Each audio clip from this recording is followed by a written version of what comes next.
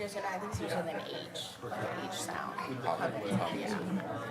Good evening. This is a call to order for this Tuesday, August 2024 regular board meeting. And just to clarify really quick, I am not Board President Tia Johnson. I am filling in for Tia tonight. I'm Board Vice President Brian Nichols. So welcome to all. Michelle, could you do a roll call first, please? Yes. Megan Miller. Present. Tom Hankins. Brian Anderson. Here. Tia Johnson. Amy Levy. Here. Greg Schneider. And Brian Nichols. Here. All members are present except Tom Hankins, Tia Johnson, and Greg Schneider. Thank you, Mrs. Shope. Could I have a move? Could I have a? So moved. Second. Any discussion? Did you say yes? I did. Okay. Board Member Levy? Thank you. We just need to change item 7D. It should be listed as special meeting minutes for August 13th, 2024.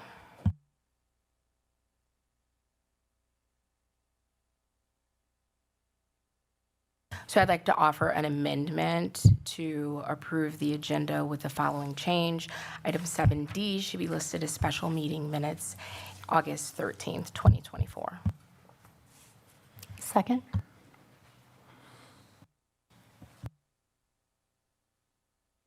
Any further discussion? All those in favor? Aye. Aye. Aye. Aye.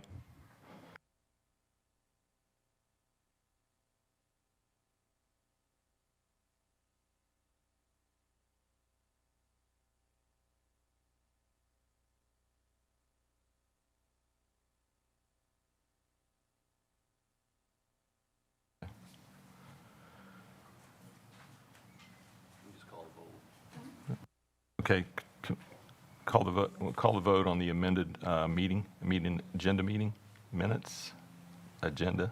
I'm sorry. Motion. I'm sorry. The amended motion. The amended motion. All those in favor? Aye. Aye. Aye. Aye. Motion.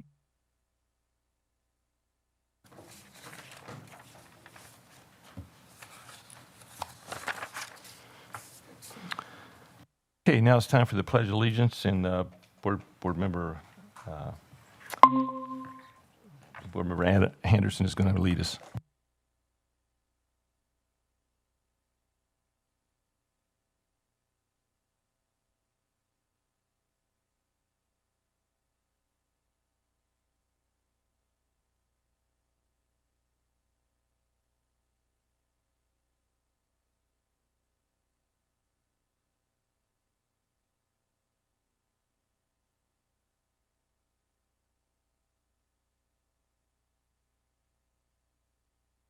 Okay, the next item is upcoming events, but Mr. Hankins is not here. Oh, sure. I'd be happy to. Is that all right with you, Board Vice President Nichols, if I can speak today? That is excellent. Thank you. Cool. I think they're next to me. Cool. How about that? All right. Hi. Good evening. Thanks, everybody, for coming. It's so wonderful to see all these wonderful faces here tonight, especially our babies. Hi. Okay. So good evening. The board and district are happy to share upcoming events this week. Tomorrow, come out to the Blender Cafe at the Beloit Public Library and talk with our communications and marketing staff between 4:30 and 6:30 p.m. This is the first of a series of coffee connections with various staff that will be happening throughout the year. On August 22nd, Beloit Memorial High School is hosting movie night beginning at 8 p.m. Also, this week on Friday, August 23rd, is a Beloit Learning Academy picnic at noon located at Cunningham School. Next week, on August 28th, Merrill will be hosting an ice cream social at 1 p.m. Yum. There will also be a tailgate at the high school beginning at 4:30 p.m. on Friday, September 6th. Our schools have done a great job providing opportunities for our students and families this summer. They have. It's been fun. The start of the school year is fast approaching and only 13 days away until school begins. The first day of school for all students is on Tuesday, September 3rd. Just a reminder that letters for transportation are being mailed this week. Wondering when your students' back to school night is? Elementary schools are Wednesday, August 28th from 5 p.m. to 6:30 p.m. Middle schools are Thursday, August 29th from 4:30 p.m. to 6:30 p.m. Beloit Memorial and Beloit Learning Academy, BLA, are also on Thursday, August 29th from 5 until 7 p.m. Thank you, and this ends the announcements for tonight. Thank you, Board Member Miller. Excellent job. Okay, we're moving to 3A, recognition of health fair organizers and community partners, and I believe Mrs. Christophe is going to do that honor for us. Thank you. Correct. Good evening, everyone. And we actually have three honors and recognitions tonight. Our AP students, our community health partners and volunteers, and then our boys baseball team. I'm going to start with the boys baseball team. Beloit Memorial's varsity baseball team was honored for the second straight year in a row, earning the High School National Team Academic Excellence Award with a 3.161 all the way. Did you hear that? 3.161 cumulative GPA. Four players carried a 4.0 GPA: Max Allen, Sebastian Bayana, Dustin Foss, and Michael Nora. And including Marcus Allen, Tavon Cates, Brooks Mitchell, and Mitch Stussy carried a 3.75 or higher GPA. No other team in the Southern Lakes Conference or the Big Eight qualified for this award. Beloit Memorial was one of only 10 Wisconsin high school baseball teams to qualify. Can we just give them a round of applause?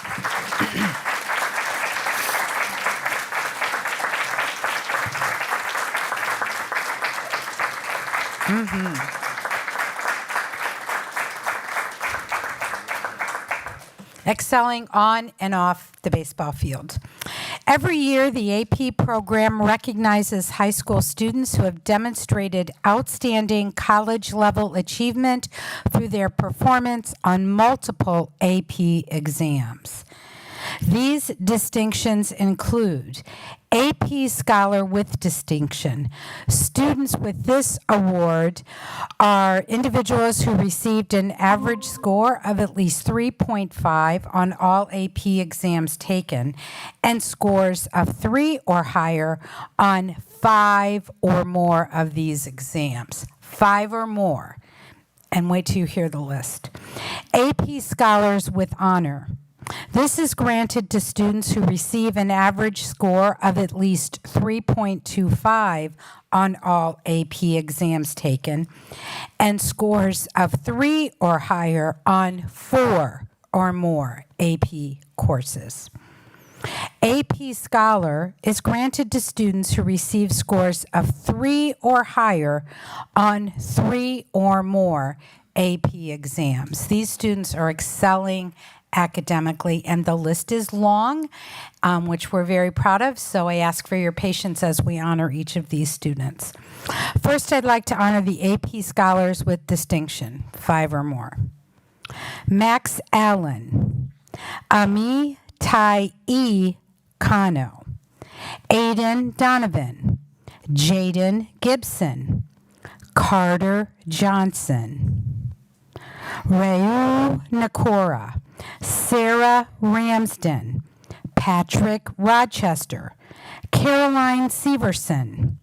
Those are with distinction. Let's give them a round of applause before I go on to the next.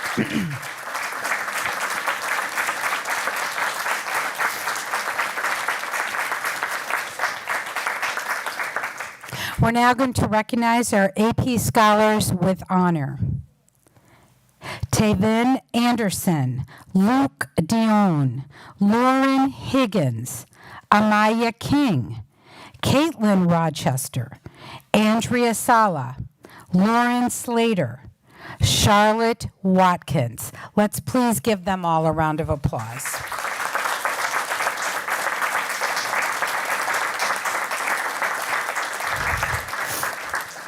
Next are our AP scholars. Annette Cortez, Keela Eaton, Leilani Frober, Madeline Canast, Kaylee Lopez, Jaslyn Lynch, Christopher Marino Dominguez, Xavier Miller, Dylan Nagel, Baleen Rodriguez Aquino, McKenna Rounds, Jasmine Turubiotes, I hope I pronounced her last name correctly, and Yesenia Zaranana. There are our AP scholars. Please, let's give them another round.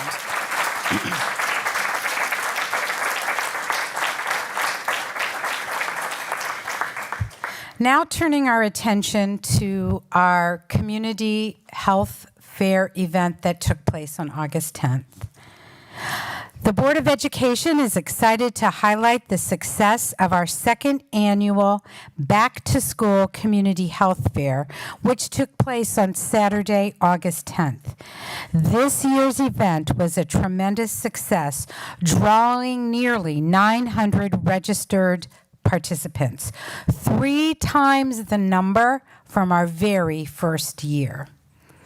In a warm and inviting environment, the fair provided essential services including sports physicals, dental assessments, immunizations, and vision screenings. Additionally, attendees enjoyed free haircuts, family games, delicious food, and lively entertainment. To ensure every student in this city was ready for the school year, 500 backpacks filled with school supplies were distributed. Families from across the state line area, including Rockford, Illinois, Belvedere, Illinois, South Beloit, Illinois, Janesville, Milton, Clinton, and Beloit participated in this impactful event. We extend our heartfelt thanks to the 40 community organizations, numerous volunteers, barbers, beauty salons, individual donors, and the dedicated committee of staff and community partners who made this event possible. A special shout out goes to Samuel Carnes, principal of Todd Elementary School, for his outstanding leadership and organization of our health fair for, again, as I mentioned, the second year. All of your collective efforts made a significant difference, and we are deeply grateful for your support and your dedication and your organization. Thank you.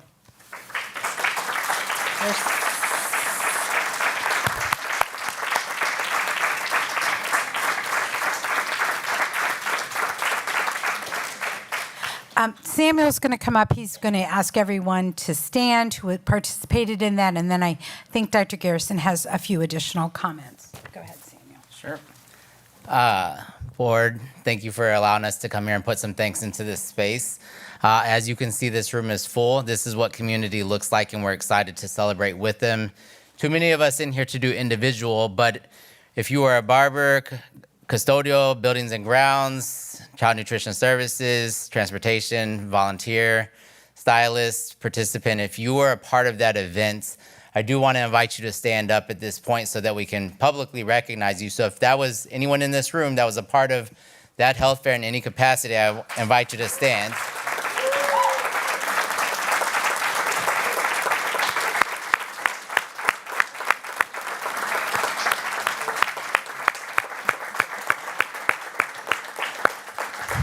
And I know Dr. Garrison's going to give some words, but just before you leave after we finish here, I do want to get a big group picture of this entire group here, because I know that there's also many more who were not able to be in attendance tonight just given the quick turnaround. But again, it was important to put some thanks into the space and show gratitude for the collective greatness that resides in this room. So we'll do a picture afterwards, but Dr. Garrison, I turn it over to you for some words. Thank you so much, Mr. Carnes. And first of all, let me say again, thank you to everyone that's in this room who came out and participated in our, of course, second annual health fair. I will tell you, about 2 years ago, I sat down with Mr. Carnes and I was thinking about, could we do something on a larger scale to bring everybody together? And naturally, we think about health.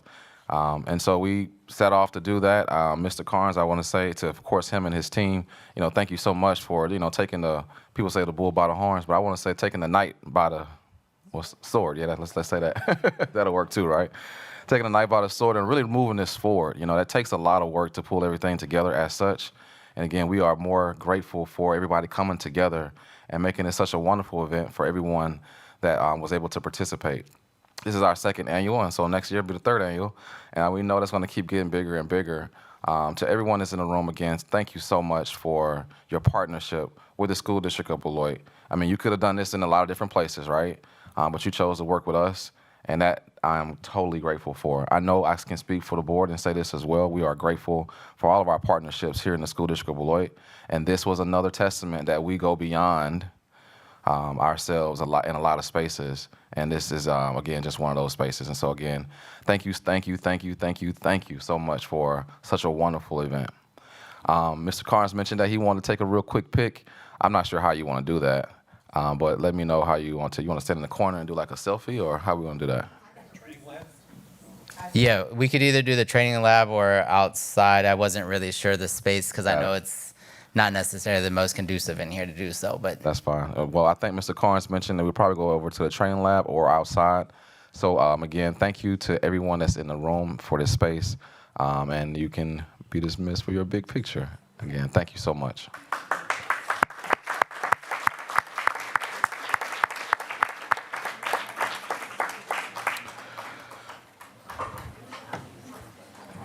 As we transition, I've already asked Mr. Nichols, could I continue with my superintendent's report? And we will let everybody get out and I'll start. Is that okay? By all means, yes. Carry on when the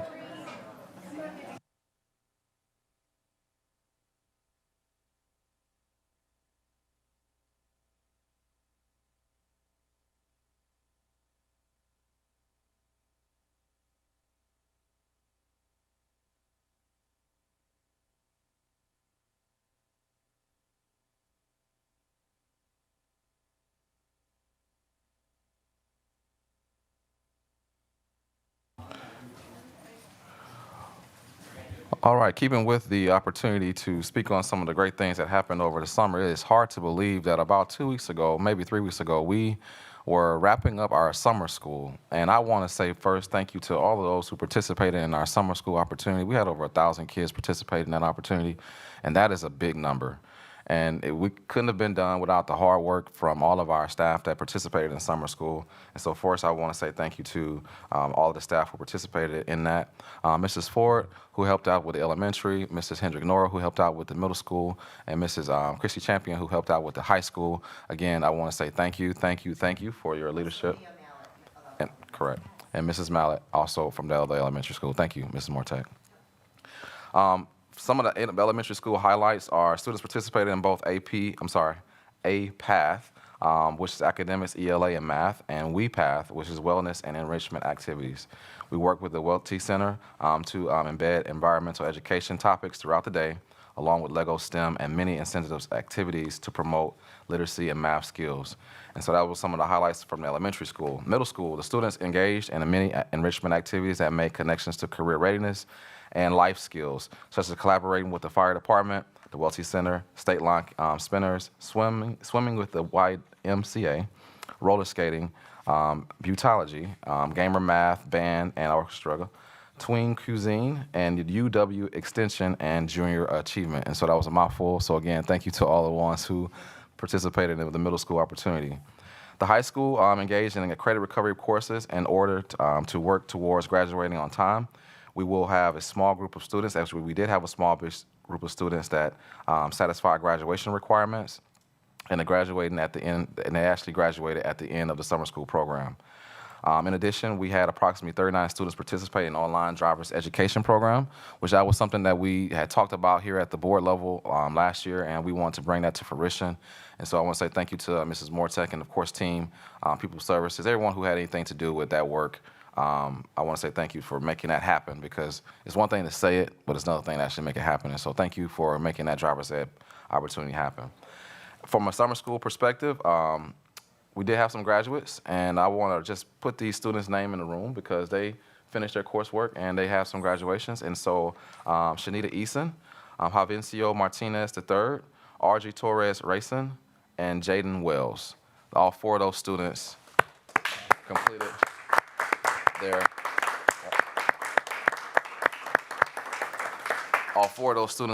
their high school diplomas, and because of our summer school, that was able to happen. We do have a few opportunities coming up over the next few weeks. We did welcome back all of our new teachers today, and that's why the room is kind of set up today as you walked in. We do have another day tomorrow with our new teachers, and of course Thursday as well in this space. And so we want to say thank you to all the ones who joined our organization today. On Friday, of course, we have all of our staff will come back, and then, of course, next week we have our on the 28th we will be having our convocation. We call it convocation here, and so everyone at the board has been receiving many communications about that. Of course, you are welcome in that space. We will start promptly around 8 o'clock, 7 o'clock with a little breakfast, and 7 to 7:50 for breakfast, and then we'll transition to the auditorium, and then of course we'll have a student performance. And then we'll follow the agenda as I shared it accordingly. That is my report. Thank you. Thank you, Dr. Garrison. Okay, it's time for public comment time.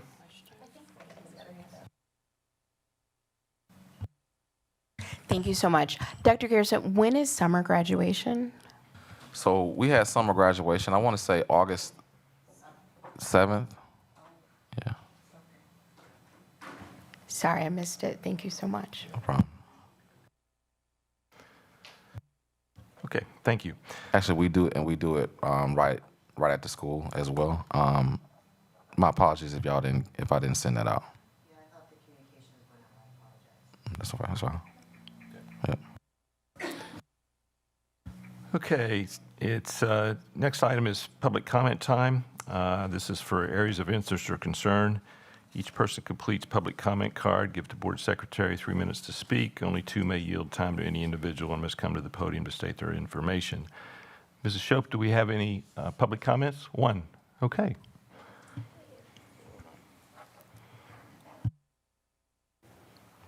Do you want to read your little spiel first? Oh, yes. Thank you. Thank you, Michelle. I know you'd save my life. Okay, members of the public are welcome to attend all open meetings of the Board of Education. Individuals attending board meetings are expected to conduct themselves in a respectful and courteous manner that models appropriate behavior for our students. Individuals wishing to comment are expected to comply with the following norms in order to maintain a respectful and orderly meeting and to prevent discussion of confidential matters in a public forum. Comments should be directed to members of the Board of Education and not district employees, students, or other members of the public in attendance at the meeting. Signage, banners, or other material which impedes any person's view of the proceedings shall be relocated. Speech that is belligerent, disorderly, disruptive, repetitive, or which exceeds the allowable time permitted for each speaker is prohibited. Concerns or questions that entail the disclosure of identifying information regarding specific students are also prohibited. Response from the board, if any, will be limited to clarifying inaccurate information, seeking additional information from the speaker, or acknowledging that the speaker has been understood. The board will not debate with an individual, and the board may not take action on an item raised during public comment that is not on the meeting notice or agenda. The chair will interrupt and rule an individual who violates any of these norms out of order. If ruled out of order by the chair, the individual's opportunity to address the board will end immediately and the microphone will be turned off. Thank you for your participation and courtesy. So I have Melissa, and Ashley has yielded her 3 minutes as well.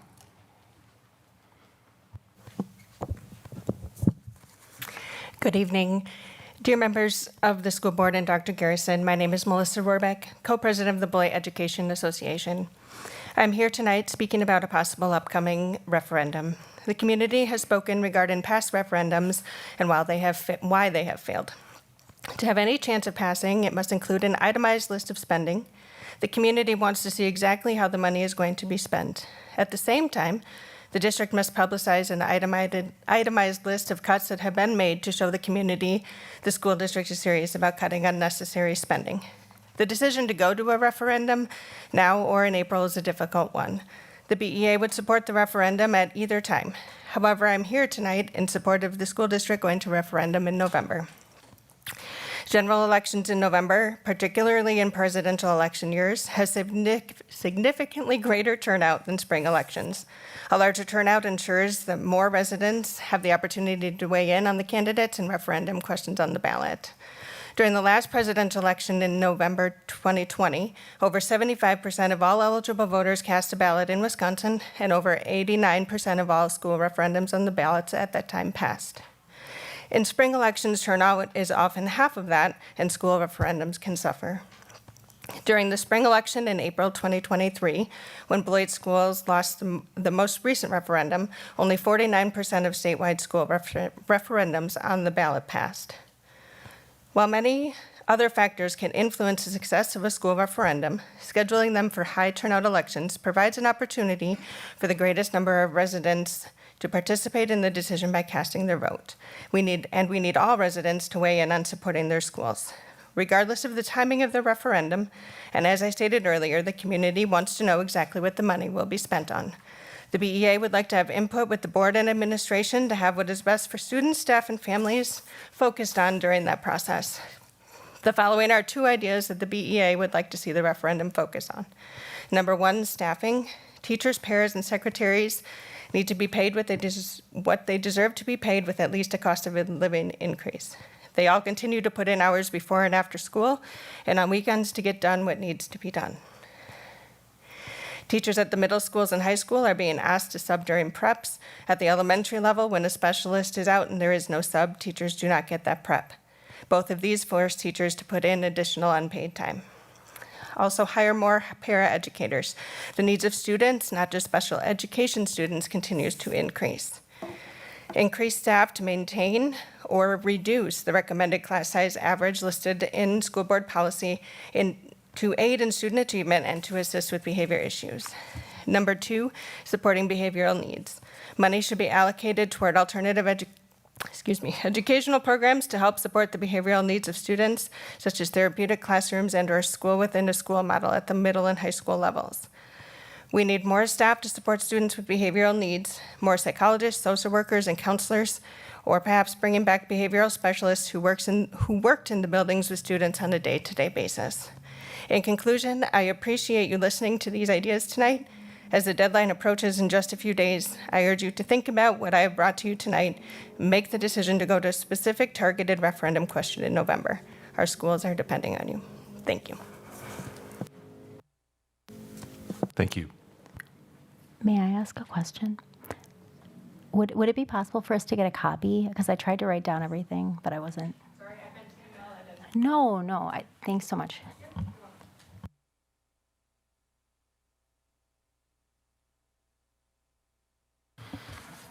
Okay, next agenda item is 6A, grant fund update. Mrs. Mortek?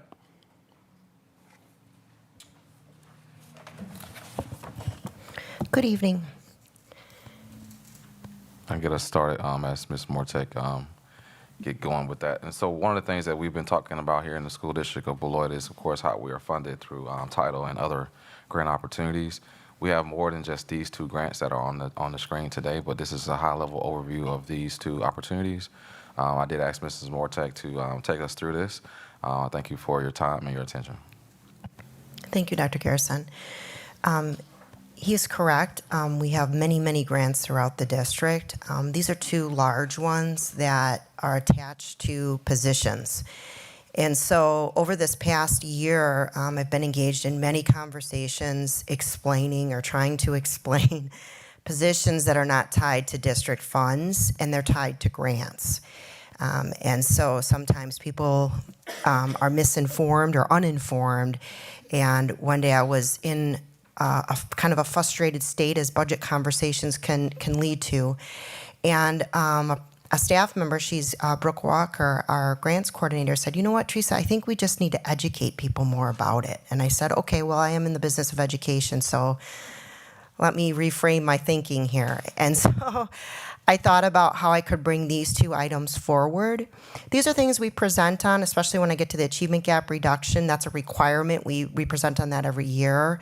So I'm not going to spend a ton of time on the content because that's a presentation of like what the grants are, but I want to move through that so you understand that. But then I really want to also talk about the positions so that there's more clarity, hopefully, around, these are not positions that we can just cut and replace with other positions. It doesn't really work that way in the world of grants, especially with state and federal funds.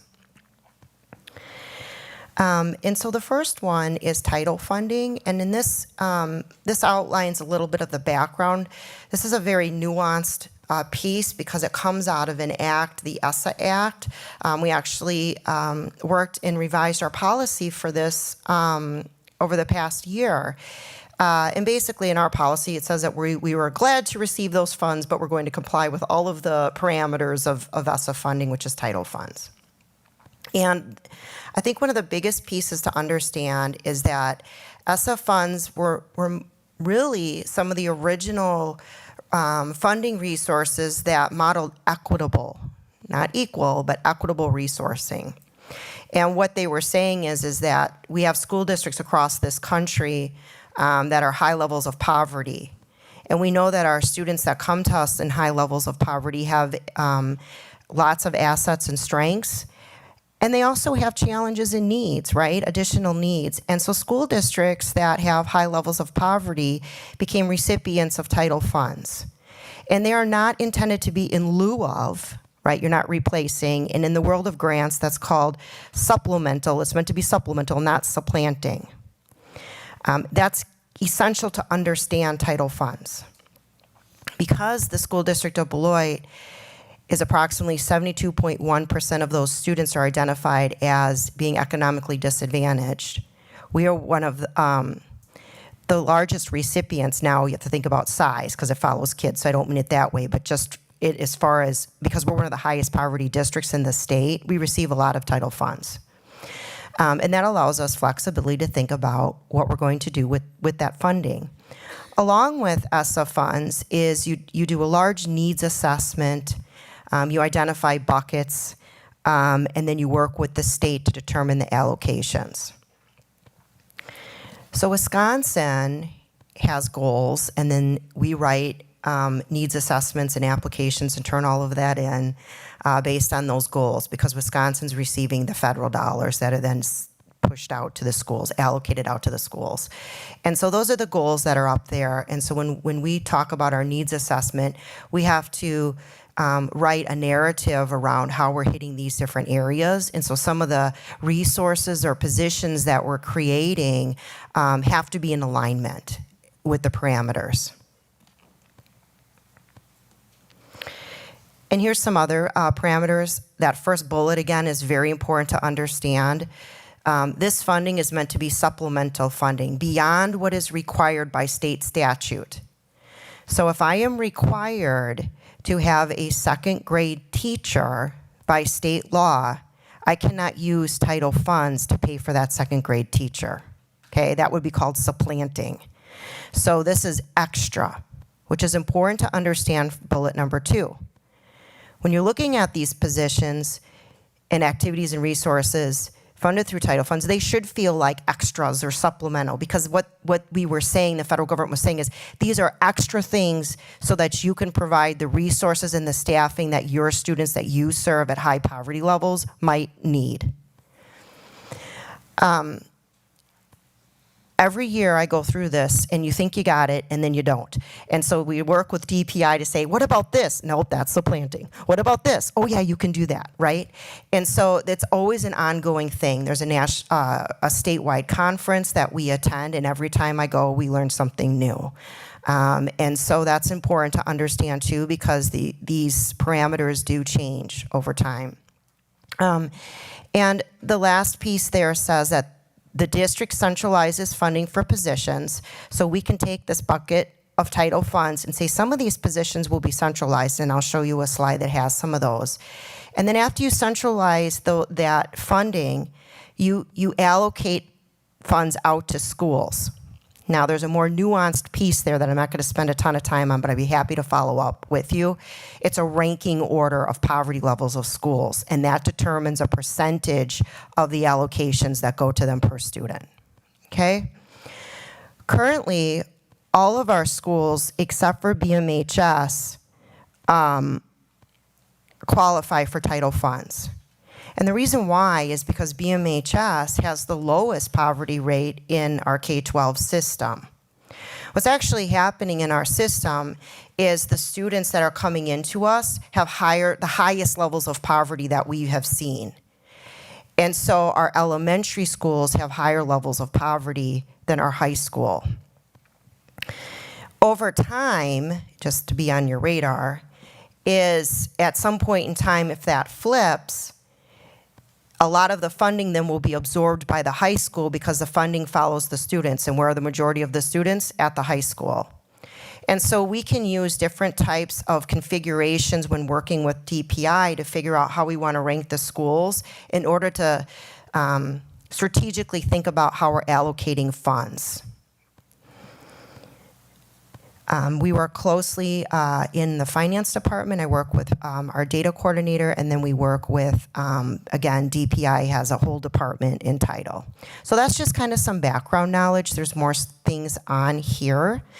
But I just wanted to go over the title stuff.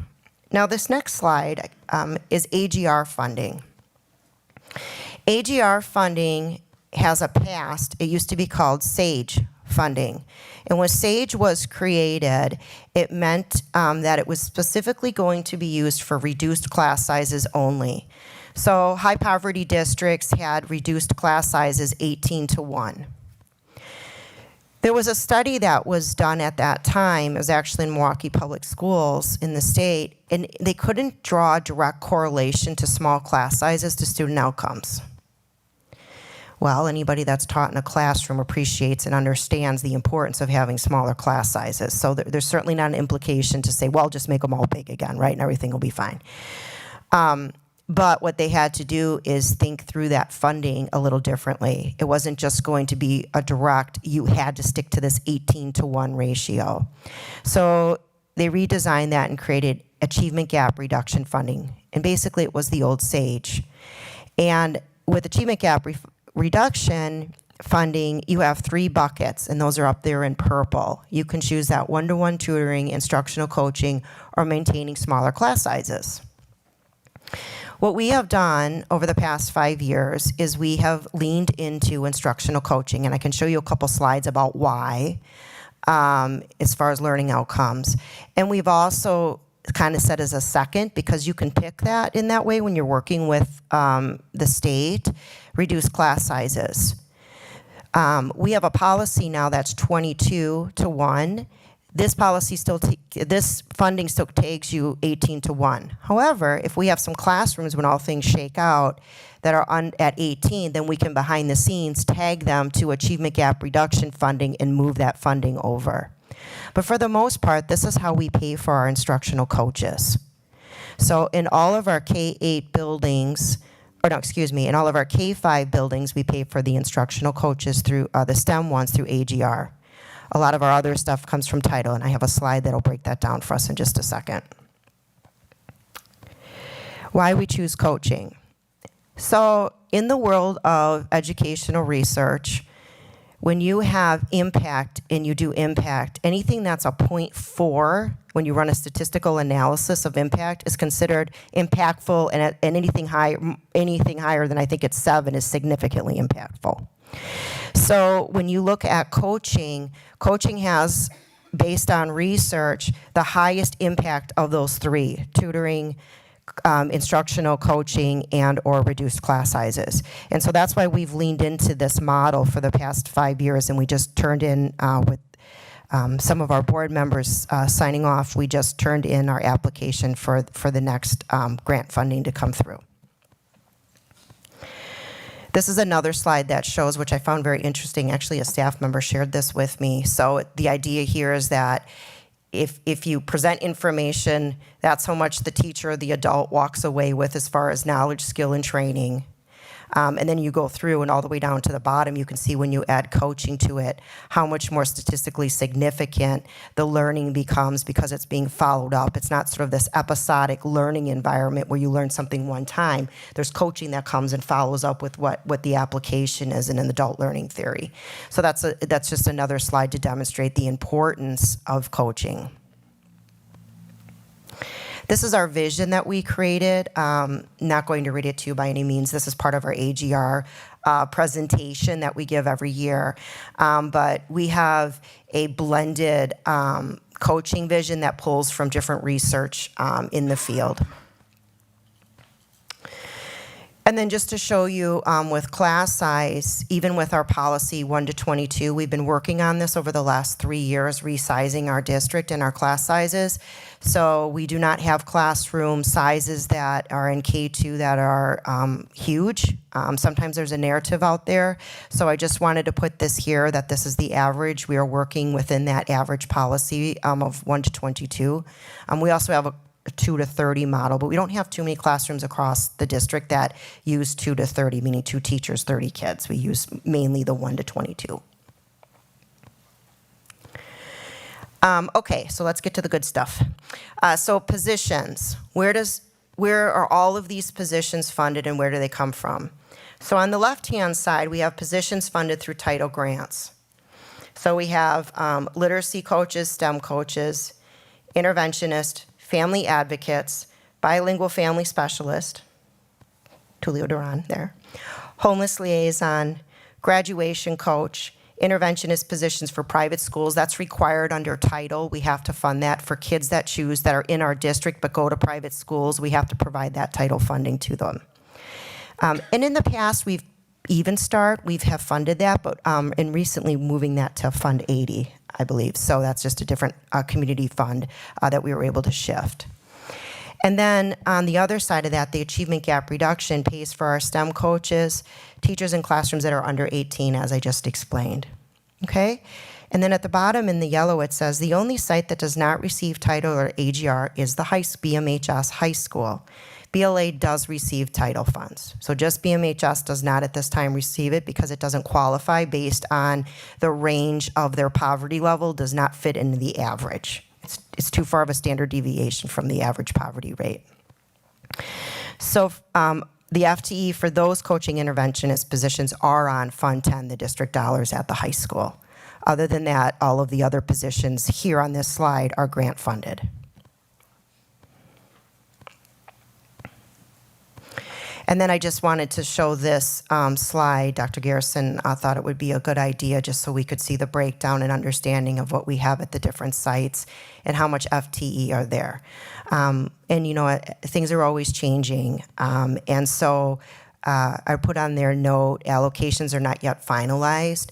So this time of the year, we start working, Brooke Walker and I, about what the predictions are going to be in the projections, and then that doesn't come through until we turn in our application and we get approved by DPI, which is end of August, September, and then we know. But usually we're pretty right on. We have had reductions in title fund allocations before, so we do have a carryover pot that we play with as kind of our bank, just in case there's a cut, because, you know, if you lose the title funds, then you have to have a decision. Are we now going to pay for this on district dollars, or are we determining that that position is going away because the grant dollars went away? And so that's a decision that you have to think about in the future as it changes. Oh, and I did put a special note down here because I have heard some chatter about our biliteracy coaches, and so I just wanted to make sure that I provided transparency and clarity around that. So we have ESL teachers in the district. We have a very high EL population in comparison to the state. It's about 18%, and I put there 933 students are identified as EL, English Language Learner. Well, you have to provide services for those students.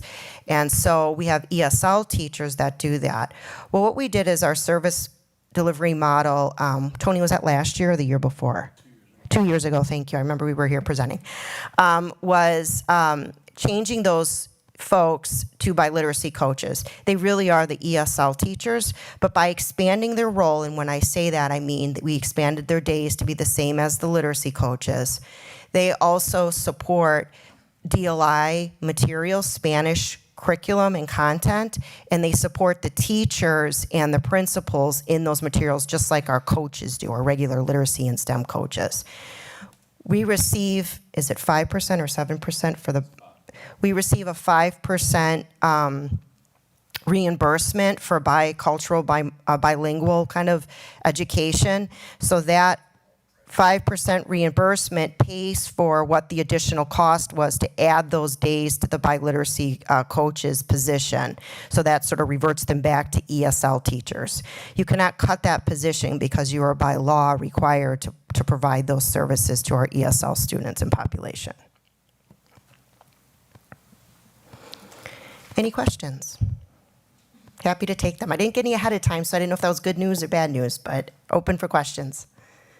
Board Member Levy? Thank you so much.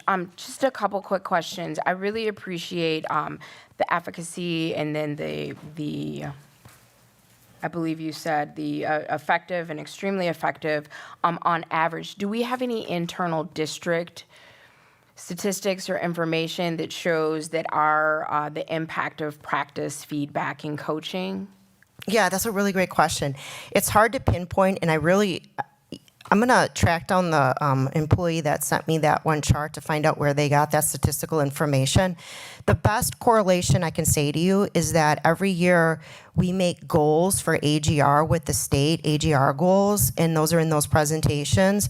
And so every year we've increased our goals and increased the number of schools and grade levels that have met goals in math and ELA. And so that's a good correlation because we're saying we're taking this AGR funding, we're putting our money into coaches. We have to make goals for ELA and math, and we're making those goals. So that would be maybe the most direct correlation. It's hard in school systems because you could say, well, is it the reading curriculum? Is it the classroom teacher? Is it the parent? You know, what's going on in this child's life that's causing them to have increased academic outcomes. And so that to me is if anyone were to ask me, how do you measure? I can say that with our AGR, that funding is to coaching and we are meeting the goals that we are required to make to receive that funding. Thank you for providing that additional context. Yeah. And then on I think it's 3 slides later where you have the information on Even Start coordinator/resources. Has the move to Fund 80 changed anything about services that we provide? No, it hasn't. And if you recall, Even Start is actually named after a grant that we had many moons ago. And so when the grant sunsetted, we just held on to the title because we valued the multi-generational model for learning for that group. And so then over the years, we've worked very tightly with Blackhawk Tech to write grants. Darian Snow is a champion in this work. From there to write grants to pay for the adult ESL teachers, and then we were funding the teachers and paras and the coordinator position to take care of the children during the time. And that's kind of that model, if everyone recalls that. And so moving it to the community fund makes sense because that's who we're servicing is the community. So I thought that it was smart.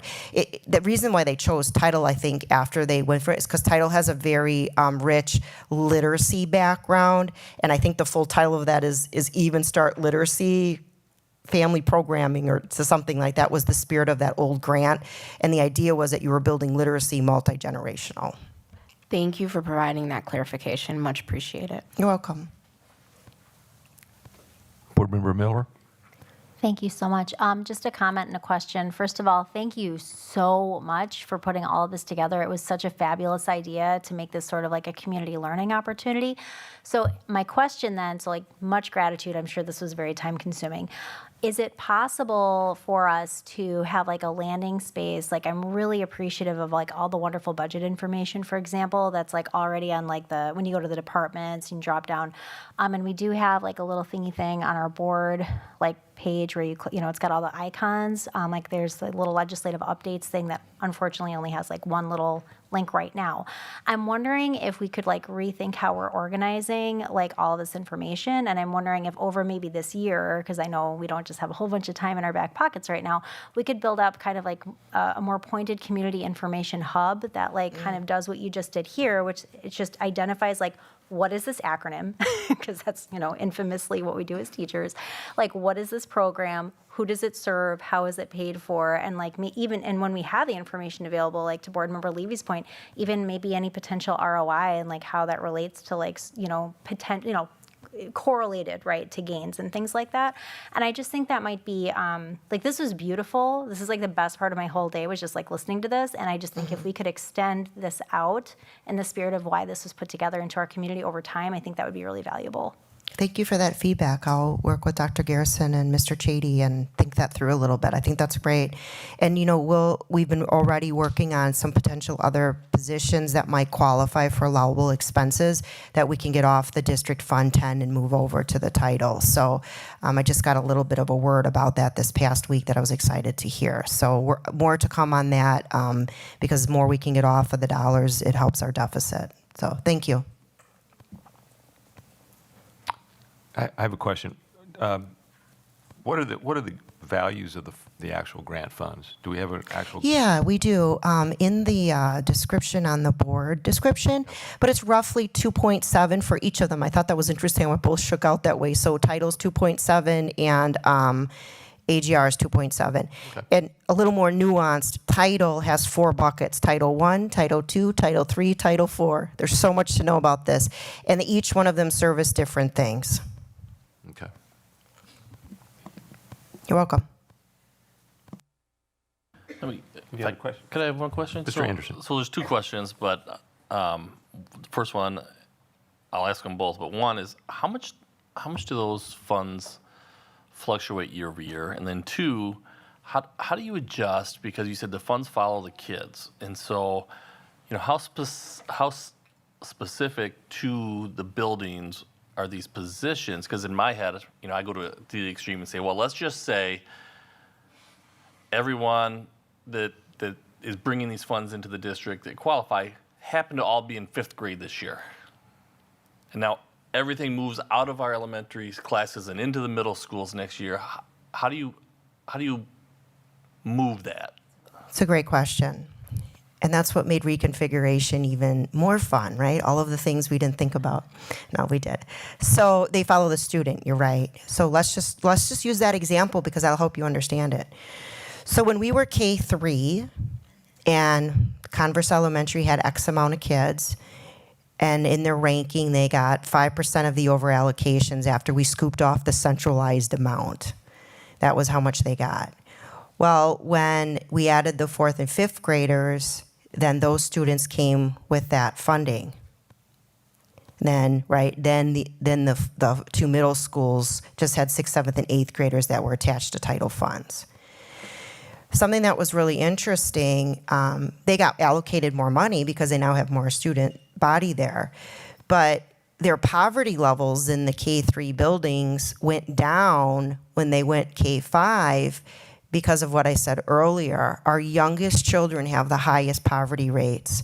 So as a K-3 building, for example, at that time, Merrill's our highest poverty. They're like 93% poverty they were that year.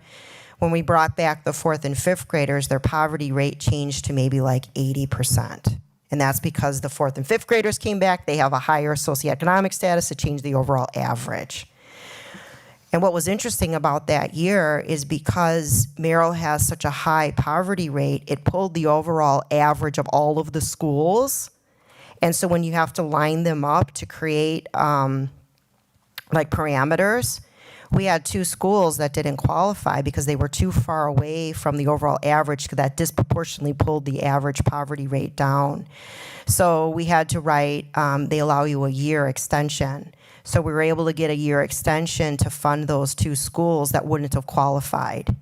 And then what happened was the following year, Merrill's poverty rate went from like 92 to 80. So it brought back the average, and then those schools luckily were back in the fold to receive funds. But that's the type of situation that I'm referring to, that then if that would have happened, we have to say, okay, Todd didn't qualify for title funds and they have all of those positions. So at that point in time, what are we going to do? Are we going to fund it district dollars, or are those positions going away because they're grant funded? And so we have been lucky and very strategic. Prior to Brooke Walker was Kathy Carlson, and was just incredibly good at what she did and figured out how to rank and algorithm kind of these different things that are within the parameters of DPI to figure out how to best allocate out to schools. I hope I answered that. Okay, good. You're welcome. Anybody else? Is Greg or T online? Are you? If you are, I can't see you, so I guess not. Okay. Thank you, Mrs. Mortek. You're welcome. Excellent presentation. Thank you. I agree with Board Member Megan Miller that it's enlightening to see this kind of documentation. So thank you I know that takes a lot of work too. So thanks. Oh, it's my pleasure. I'd actually, like I said, I'm now have a new frame of mind about educating. So, okay, go ahead. I'm going to talk after you introduce them. The next item on the. Yeah. Yeah. 60 Todos Unidos. I took a little Spanish a long time ago. And Family Advocate update. Terrific. So these are positions that are actually funded through our title and AGR fundings, title funds, excuse me, not AGR. And last year we did some work with our family advocates in expanding their position, and we also have Todos Unidos, I can say that today, and that works on our family engagement and outreach. And so we wanted them to come just to share some of the things that they have been doing, and then some of the things that they will be working on next year, just to share that work, because it aligns so tightly with our strategic plan. Thank you, Tony.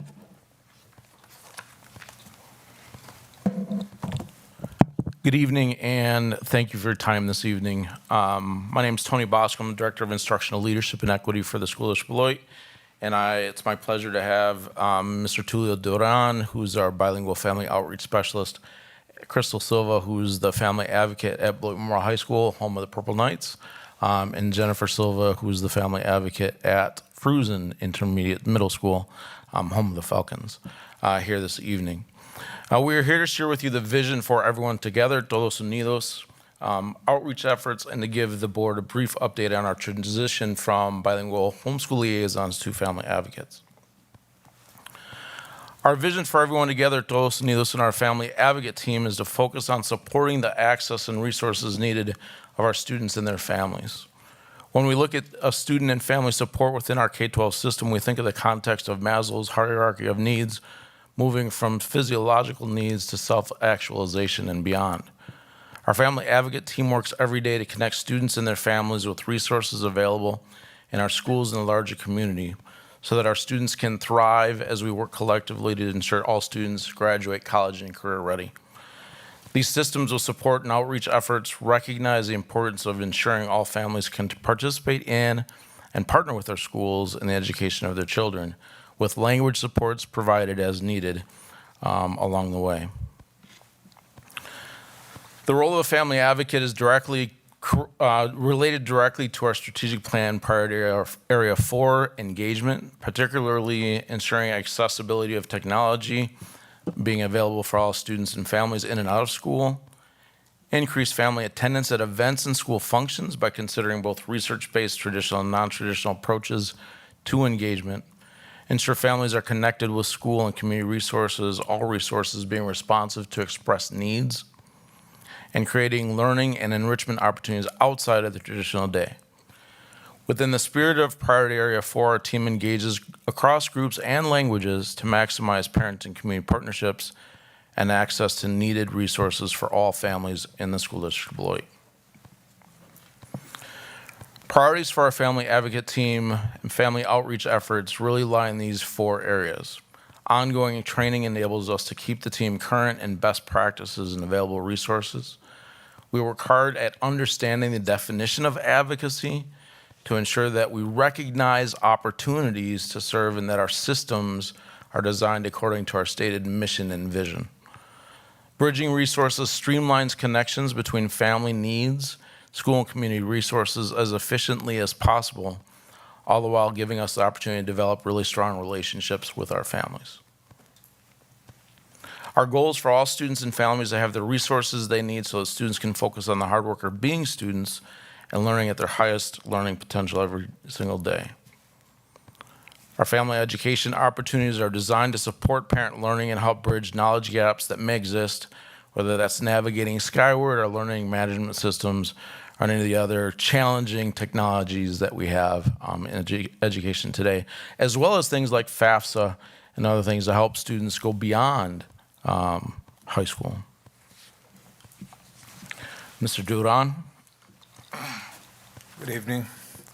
Over the last 4 years, our family advocates have received training in the area listed on this slide. We believe that training our family advocates in these areas increase their effectiveness in supporting our families. We recognize the need of our community, including our Spanish-speaking families, and want to facilitate and bring awareness to the different resources available in our school district, our city, and the surrounding areas. The knowledge gained from the training provides practical information for a community that is ever growing and or changing. For example, through CISA 2, we had a family engagement training titled Two-Way Communication Strategies for Family Engagement that focused on building relationship with the families.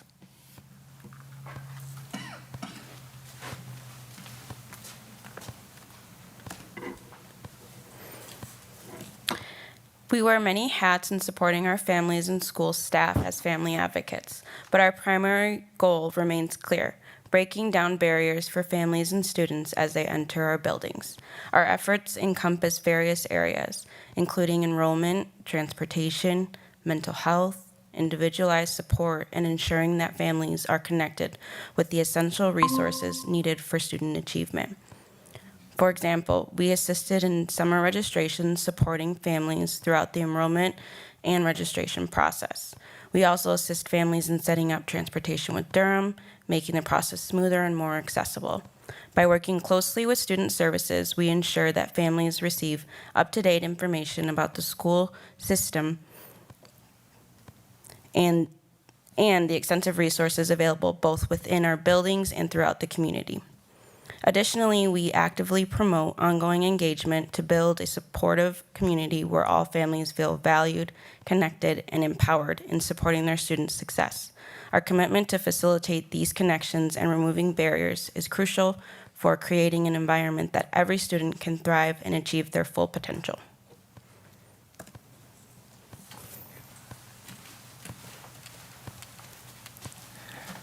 The following everyone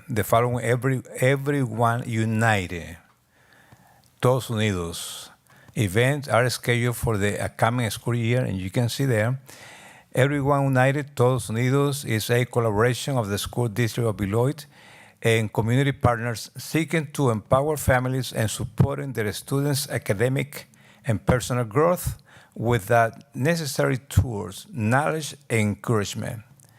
For example, we had a career technical education presentation where parents attended with their student.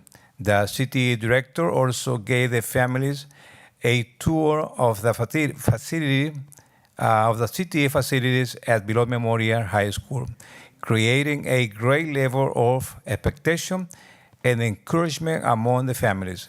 Afterwards, we received various questions from parents who were interested in this opportunity for their students.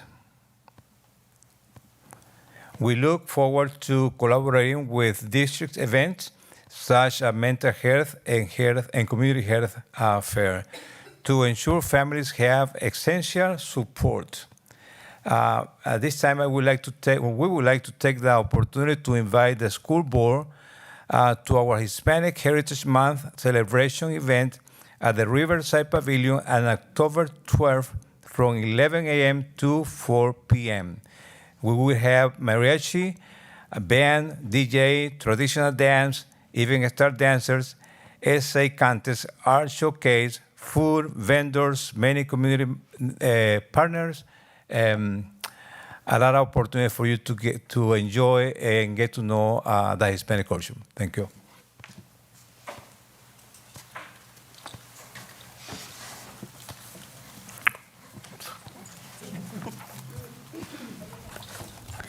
We work closely with local partners to bridge the gap between families and essential services such as healthcare, housing, and other crucial needs. Through our district's comprehensive resource guide, which is readily accessible, we provide families with detailed and up-to-date information on a wide range of community resources. Our commitment to keep families informed and engaged is supported by utilizing our app along with communication tools like Class Dojo, Seesaw, and Skyward. We regularly update families about upcoming events, new resources, and important school information. By ensuring families feel connected and confident in navigating these support systems, we play a crucial role in creating a supportive environment that fosters student achievement and overall well-being. This approach helps families access the resources they need, ultimately contributing to their students' success in school and beyond.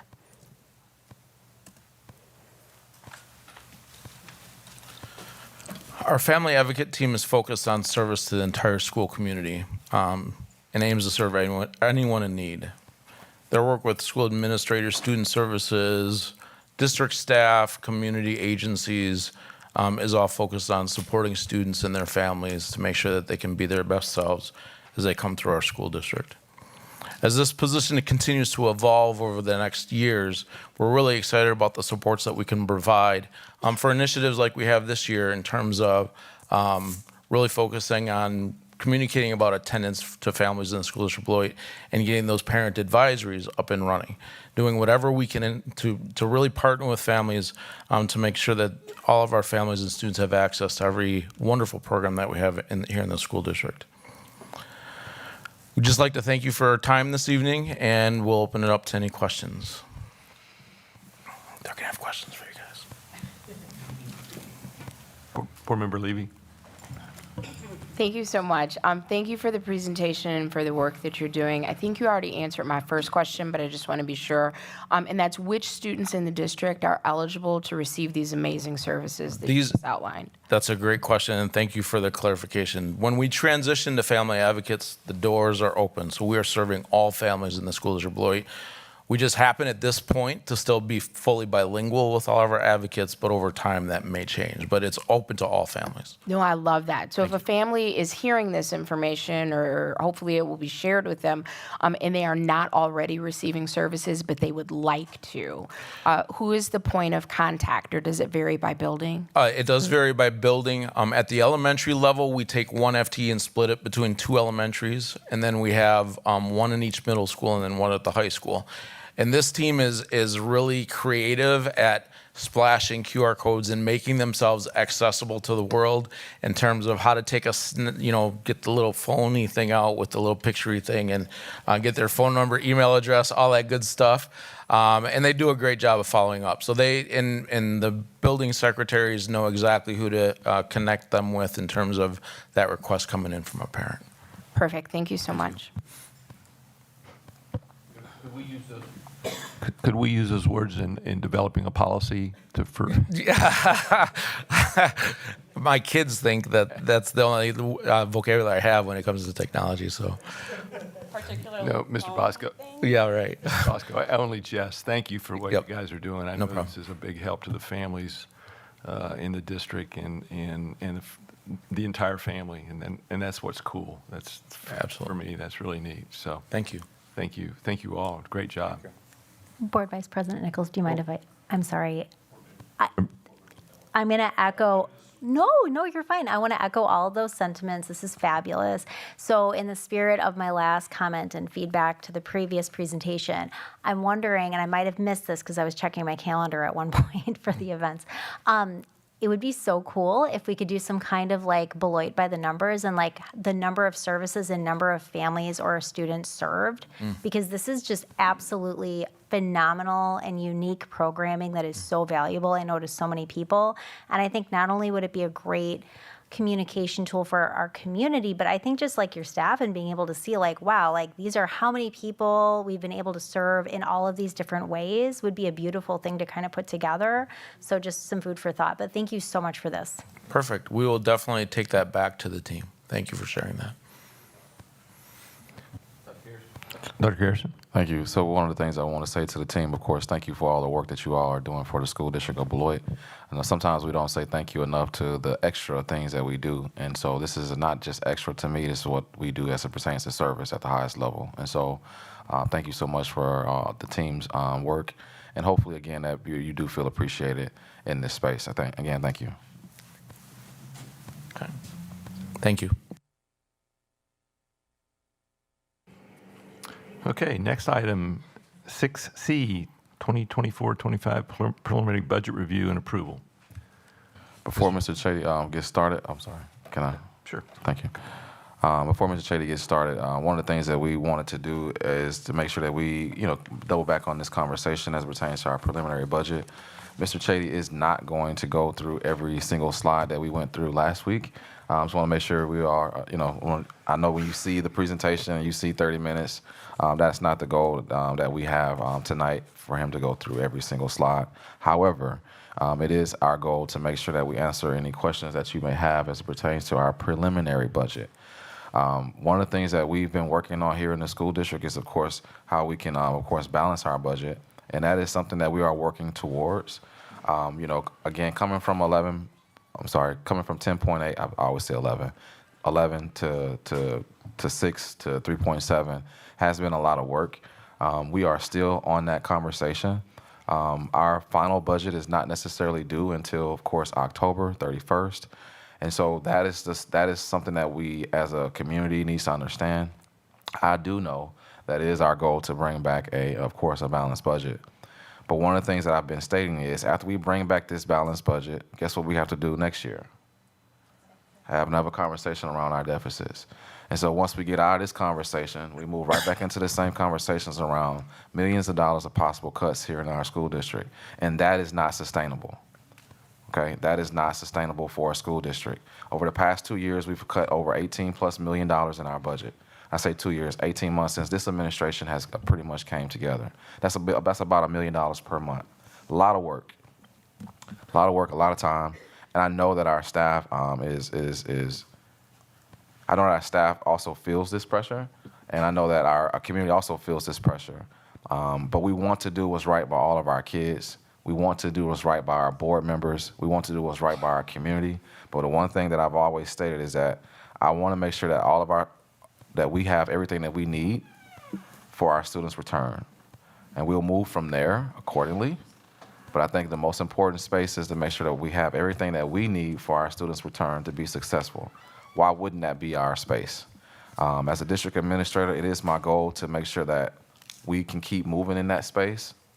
But again, once we come out of this deficit conversation, which I do believe we will, okay, we go right back into this same conversation again, minus about opportunity with a possible referendum in the near future. And so just understand that these are conversations that are year over year that's been happening since, I arrived here in the school district and actually prior to my arrival as well.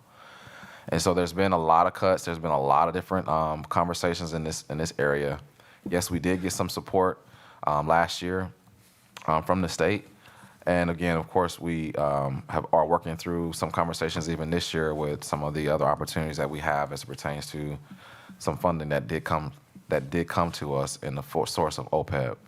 Now, again, I'm not going to go too deep into that part of the conversation. However, I do believe Mr. Chady will definitely take us through the high-level overview of this conversation. And I want to say thank you to Mr. Chady and his team because we have multiple conversations in this space. it's pretty much not a day that I don't talk to Mr. Chady about something budgetary related. He has been patient with me. However, I've also been patient with him. so we work together in this space. And again, I want to make sure that that's something that we understand here in this room. It is not easy. It is not easy as it pertains to a budget conversation, especially when you're making $10 million cuts over year. And so with that being stated, I'm going to turn it back over to Mr. Chady. Again, it's not his goal to go through each slide. However, he will give us a high-level overview of this conversation. And hopefully the board will be able to, ask the questions, and we will be able to move forward with a possible approval. Thank you. Thank you, Dr. Garrison. As Dr. Garrison mentioned, we'll go through each of the slides. We won't spend as much time on them as I did a couple of weeks ago when we presented on the preliminary budget earlier this month.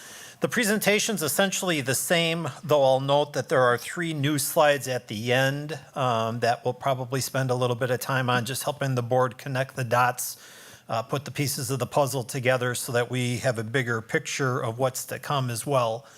The numbers that are being presented this evening have not changed from 2 weeks ago, and they will not change for probably the better part of a month to 5, maybe even 6 weeks. The preliminary budget that's being presented and requested the board to approve is the budget that is then advanced to the budget hearing, which would occur in sometime in mid-September probably.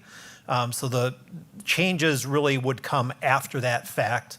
And that would also provide the ad hoc committee that the Business Operations and Finance Committee and the board have turned loose on working on budgetary revisions as well. So more on that to come is also.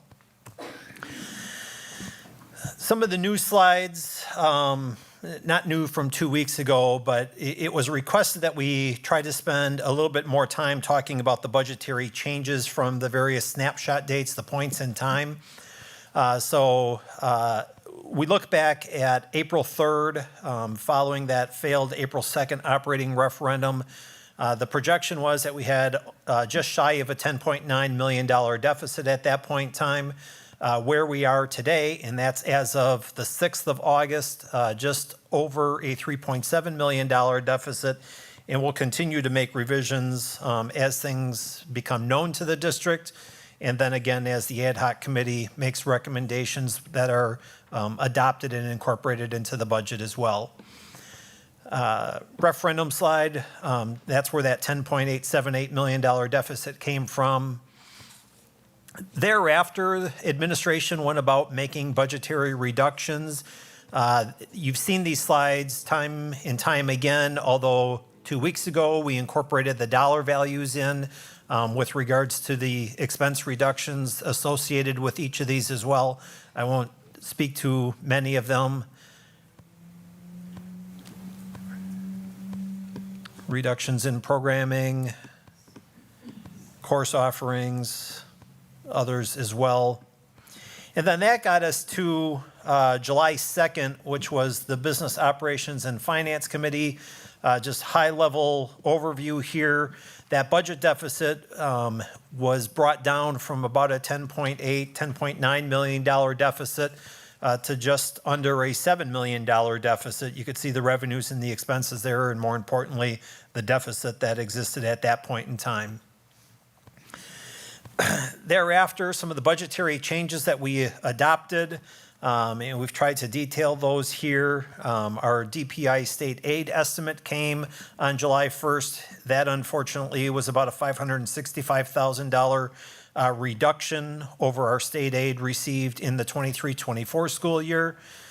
We did identify that we still had some ESSER 3 carryover funds of over $2 million available to us. We had thought that perhaps we might have that all spent out by the end of the year, a year ago when we were doing the budget. But as the year went on, we realized that the Nexus project, HVAC improvement projects at Beloit Memorial High School weren't going to be completed until the latter part of August. So we had resources available to carry over. So you could just see the revenues and expense changes. That snapshot, so to speak, what you're seeing there, we've attempted to try to detail the changes that we make in revenues or expenses that are $10,000 or more going forward. So just so we have kind of that running record. That then got us to July 31st, the Ad Hoc Finance Budget Committee meeting with revenues of just over $105.5 million, expenses at that time just under $110 million, so about a $4.3 million budget deficit existed there. And then that comes back to our board meeting presentation from 2 weeks ago now, where our revenues were just over 106, our expenses still under the 110 million, brought the deficit to about a 3.7 million. The big change there was while we made the reduction in the equalization aid back on July 1st, we noted that we failed to shift that burden from the state to the local property taxpayers. So that then generates that $565,000 additional revenue to close that gap.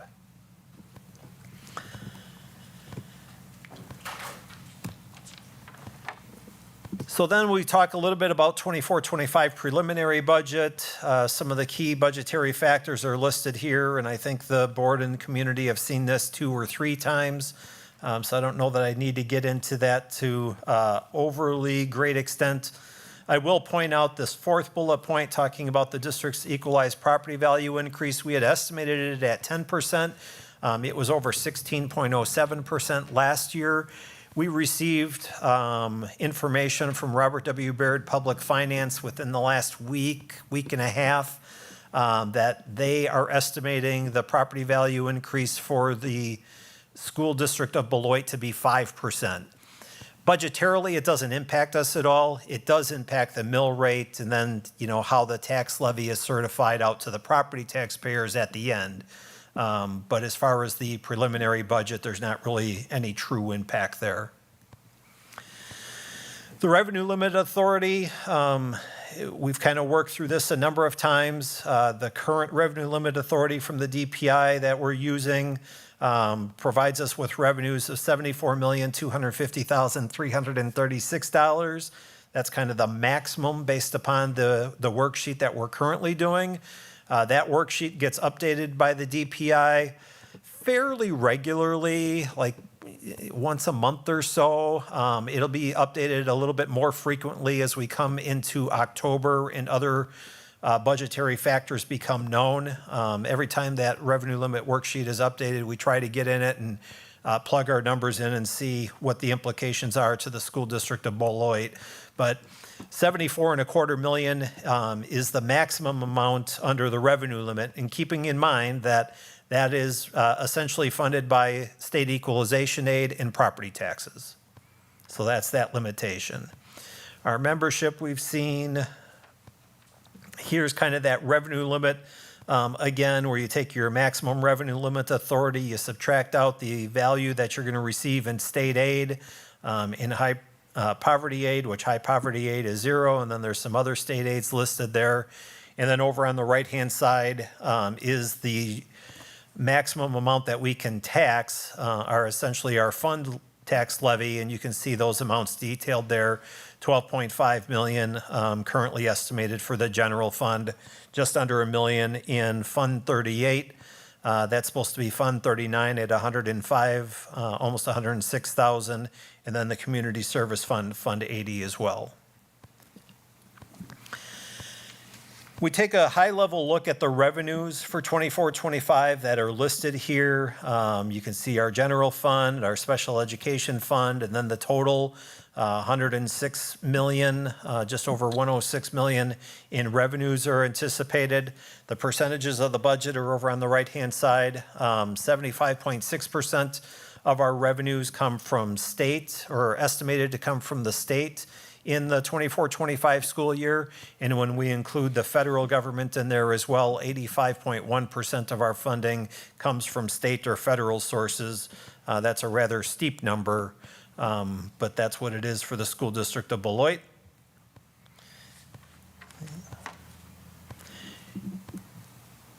And then expenses, we'll show both expenses by object, which kind of talks about how the money is being utilized. And then we'll take a look at expenses by function, which talk a little bit about where the money is being utilized. And you can see this information here. Fund 10, almost $94 million in expense. Special Education Fund, just over $16 million. So current total, just under $110 million in expenses. And you can see the percent of budgets over on the right-hand side with salaries and benefits, just over 60%. Purchase services, about 28%. And then the values drop off pretty significantly going down. Taking a look at where the money's spent is where we look at expenses by function. And you can see instruction and instructional support, the top two rows. You can kind of add up the numbers going across. And again, about $60 million is spent in instruction and instructional support, about 60% of the budget there. Administration listed just over almost $6.25 million. Facilities, transportation, business services, and other such expenses, $14.4 million. And then if we go down to the very bottom, and I always like to point out these bottom three rows because there's a lot of money within the school district of Beloit that exits our district financially to go to support the instructional needs of students attending elsewhere. And those are identified then in the instructional service payments, the private school vouchers, and the charter school payments. And, we can add up these values over here, and it's, approximately $17 million. 17% of our budget is used to educate students that are attending outside the school district of Beloit. This is an updated, although it was the same from 2 weeks ago, but our unassigned fund balance analysis. Stephanie Elwood, our Director of Finance, laid this out a little bit differently, and I appreciate that. I think it's a little bit more understandable. The top row talks about what our beginning fund balance was as of July 1st of the respective school year or fiscal year. The middle row talks about our change in fund balance. Did we have a surplus, which we had in a couple of years? Did we have a deficit, which we've had more often than not, unfortunately?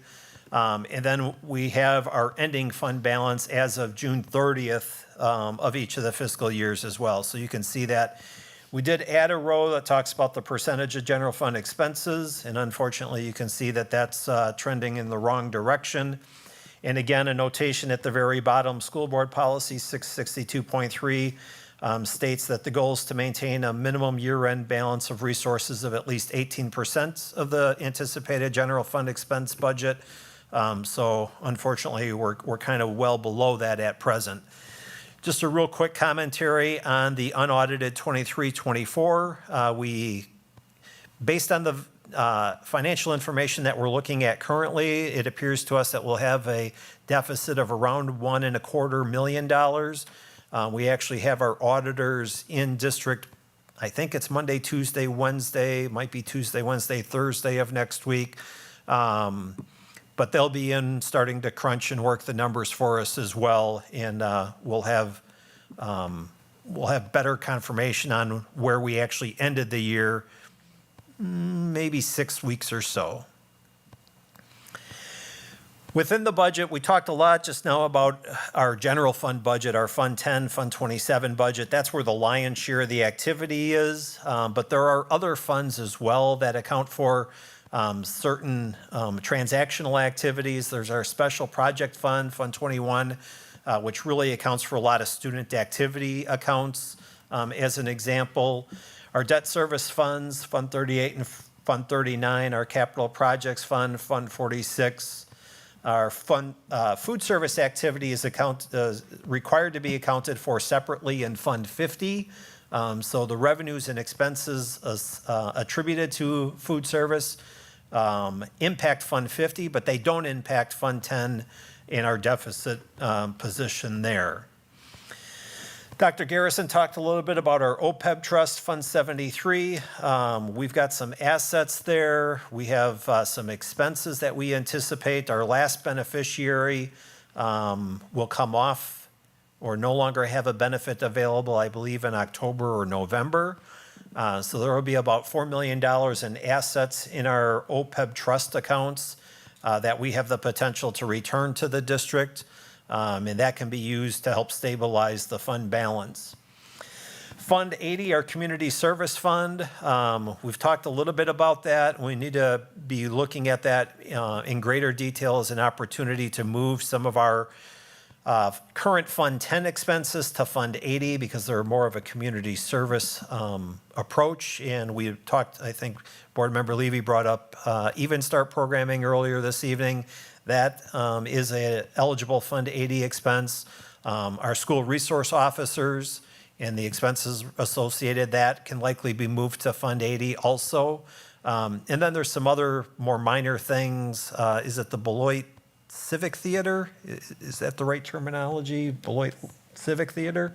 You know, there's not a lot of expense associated to that, but what little there is can be moved out of Fund 10 and into Fund 80 as well. So, and then finally is our cooperative program fund for those co-op athletics, and I think that's just hockey, if I recall correctly. Yeah. So kind of the what's next, we're continuing to support that ad hoc finance budget committee as they look at opportunities to reduce expenses, prioritize revenues, align staffing, et cetera. They've been meeting weekly over the last 3 weeks. They have another meeting tomorrow. Last week, they began to formalize or draft some recommendations. I know that that's on the agenda tomorrow to continue to look at those recommendations. And I would venture that the committee will likely forward some recommendations to the Business Operations and Finance Committee for their meeting on September 3rd. So we'll continue to work on that. We continue to look at revenues and expenses and make adjustments, refining personnel costs.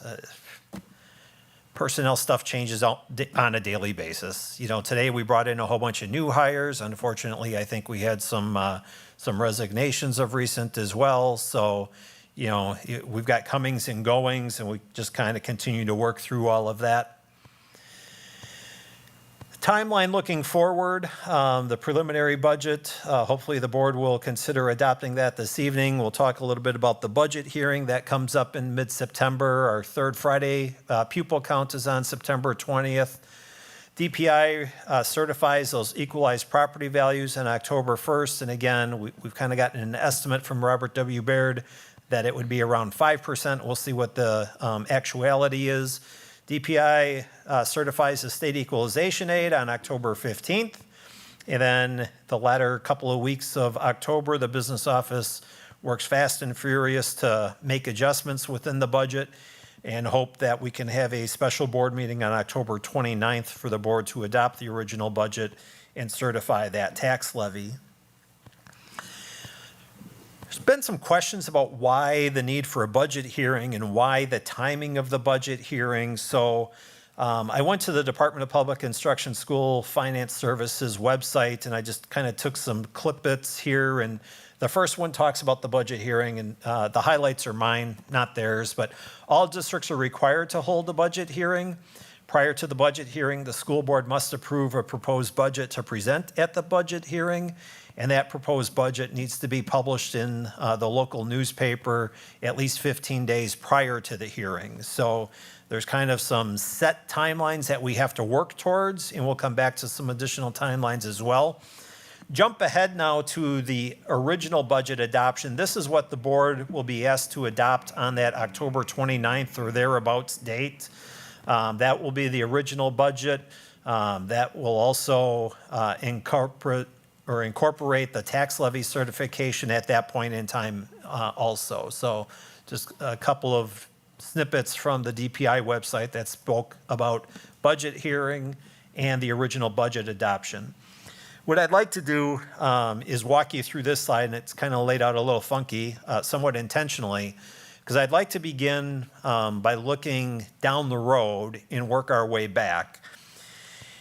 And typically, school districts encounter a potential cash flow issue in early to mid-November. We were able to get past that without any issue in the 23-24 school year. With a deficit last year of $1.25 million, we draw down our fund balance even further.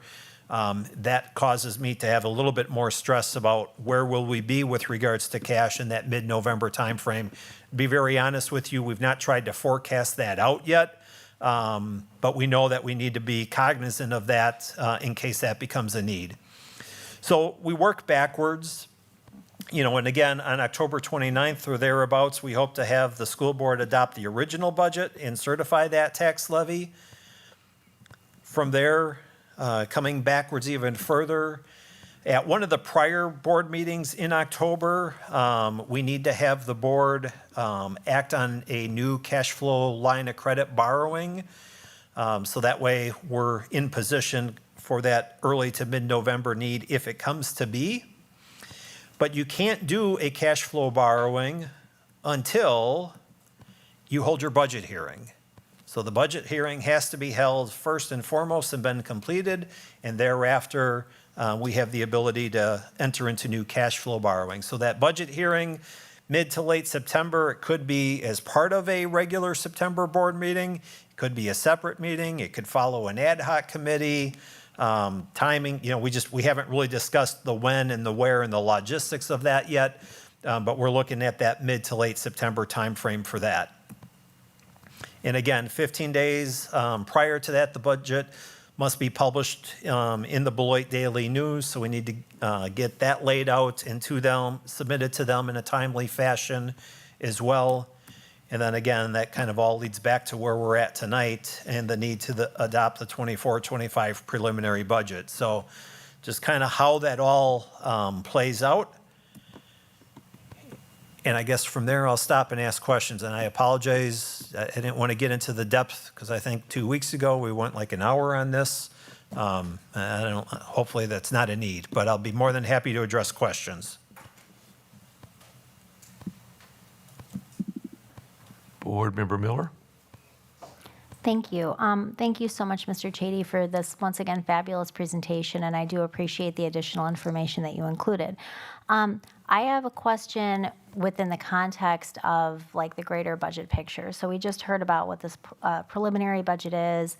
We just heard a speaker from the BEA this evening talk about lack of support for behavior and discipline, which I know is a very hot topic in the community. And it's my opinion that we all work better when we can lean into the things that we all agree on, right? And I don't think anybody in this room would disagree that we need to better tool our teachers, right, to be able to respond to behavior and discipline issues. So as I'm just I took some notes earlier. So here's my question is as I was looking through your presentation, of course we have to make these cuts across the board.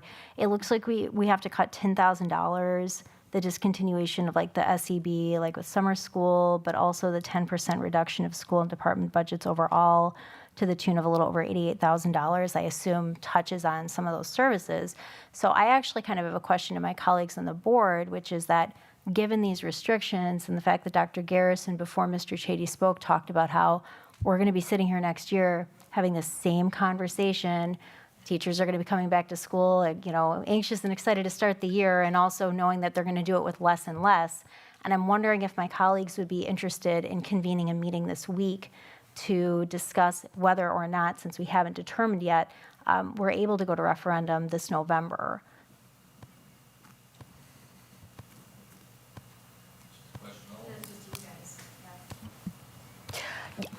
Yeah, may I? Thank you so much. And this is not my question that I have my hand raised for, but as a response to my colleague. Yes, absolutely, I will make myself available this week because I think that's really important. I just want to publicly thank the BEA for taking a position on when they would prefer us to go to referendum. I absolutely agree with everything that they outlined, and I'm so grateful that you brought this up because I did email our board president and ask that this agenda item be placed on the agenda agenda for this evening, to which I was ignored. So I'm really glad that we have the opportunity to be intentional about whether or not we go to referendum, because I think it's too important a decision for us to make by default. And by default, I mean, Mr. Chady, correct me if I'm wrong, but the deadline to have our question is August 27th. Correct, a week from today. And then my question, which if you don't mind, I'll just handle now, is that when it needs to be submitted to legal to be vetted, or is that including the vetting from legal? Our deadline is to be completed with the question, including legal, for August 27th. The latter. So the board needs to act upon the question on August 27th, and the question has to be submitted to the Rock County Clerk on August 28th. Thank you so much. So to reiterate, I will make myself available this week if we have at least 4 members that are interested per policy to call a special meeting. Thank you.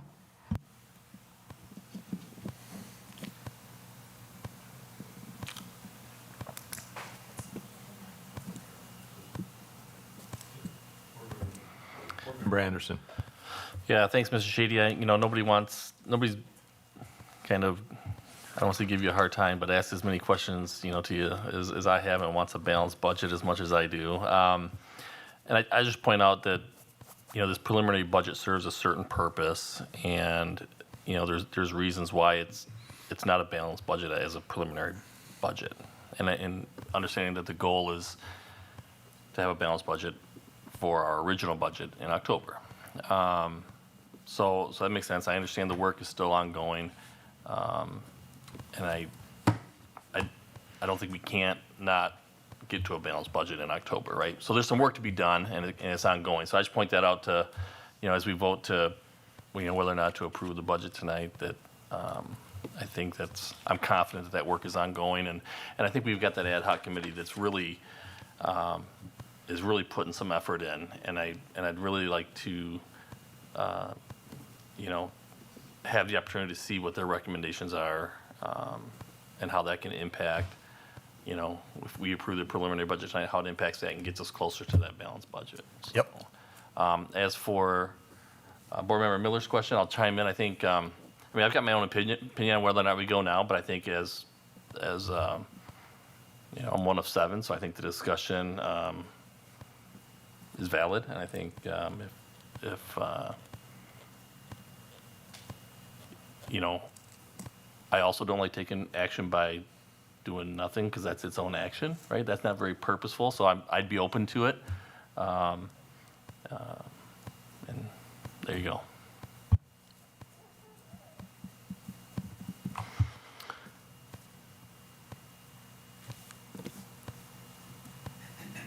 Board Member Schneider, I see you have joined us. You don't have your hand up, but would you like to do you have comments?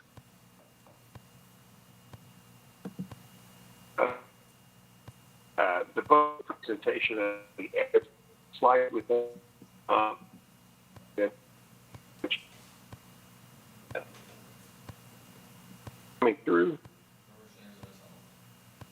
It's coming through, but it's very choppy. So just FYI, Mr. Schneider.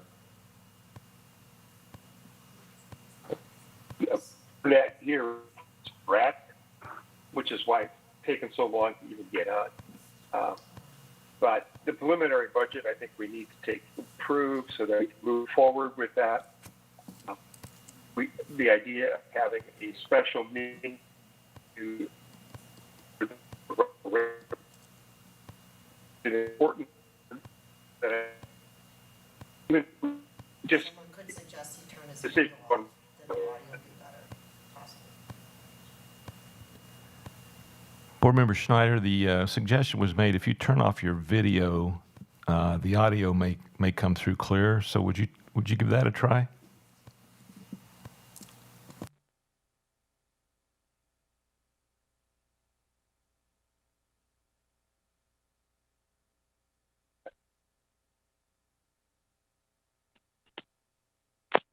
Yes. Okay. I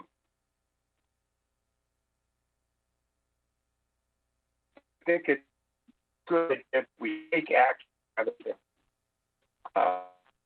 but and action. it would be great to have a meeting as we look at what the referendum will be and the deadline that we currently have for that.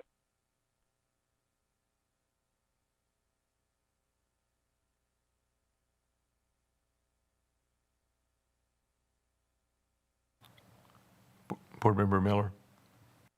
Thank you so much, Vice President Nichols. In the spirit of full transparency, and I know we keep these anyway for the meeting records, but I did just write into the chat, Greg, would you mind using the chat and or turning off your video? So I just, in case anybody's playing at home and saw the chat thing go up, I wanted to make sure we shared that. And then I'll just repeat that message. Board Member Schneider, if you wouldn't mind taking the time to maybe use chat, or if it's easier to email, it might be easier for us to receive your thoughts.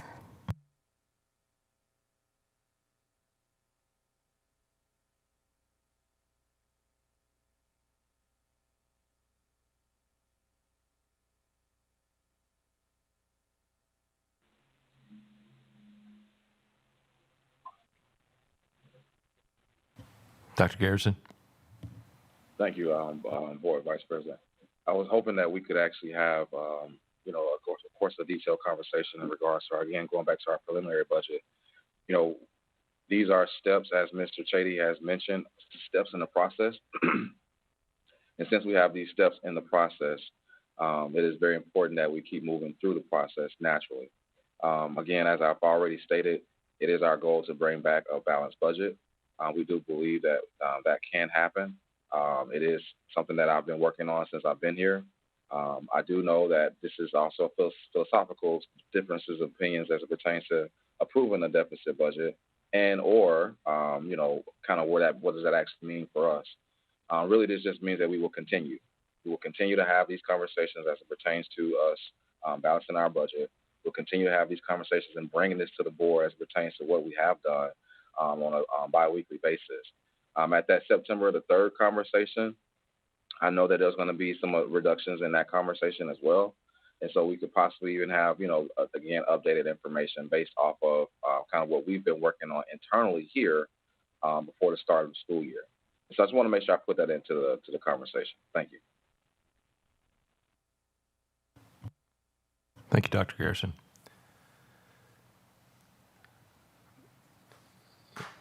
It looks like somebody's trying to come through on audio. Board Member Levy? Thank you so much. Just to loop back on Board Member Miller's original question, per policy to conduct a special meeting, we need at least 4 board members. And it seems like the 3 of us have weighed in and would be interested in that. So I'm just wondering if you would provide feedback as to whether or not you support having a special meeting so we can be intentional about the decision whether or not we go to referendum. I have no objections to having another discussion on the referendum. I have my own thoughts on that, but that's another story. But I'm not going to be available. I'm only available tomorrow evening and not the rest of the week. So Thank you for that additional information, but in order to call the special meeting, we just need 4 board members to agree, and it looks like we have that, and then we can figure out once we reach out to our broader audience of the board whether or not we'll have quorum to conduct that meeting. okay.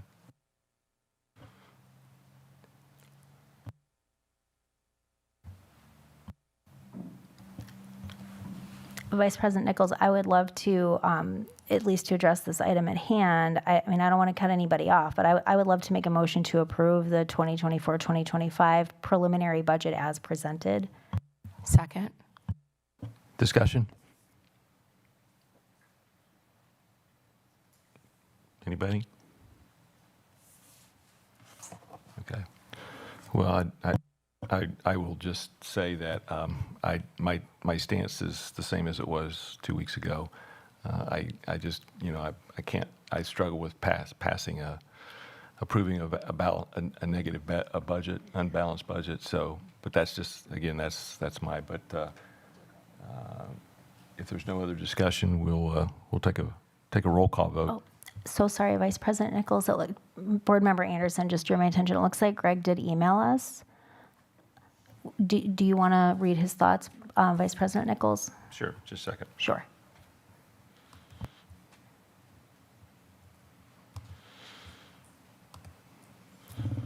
Okay, Mr. Schneider, Board Member Schneider says, number one, we need to approve the preliminary budget to meet deadlines in place where we are on record. Number two, I think we should have a special meeting on the referendum. Number three, I arrive home on the 23rd of September.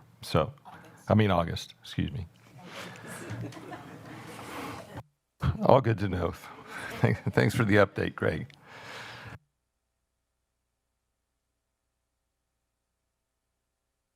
May we have a roll call vote, please? So, hang on a second. Actually, I don't know that we have four. I'm sorry? What do you mean? Oh, So the motion on the table is to approve the Approve the budget, preliminary okay. budget, yeah. All those in favor say aye. There's a roll call vote request. Okay. Roll call vote, Mrs. Okay, Shope. all right. One quick second.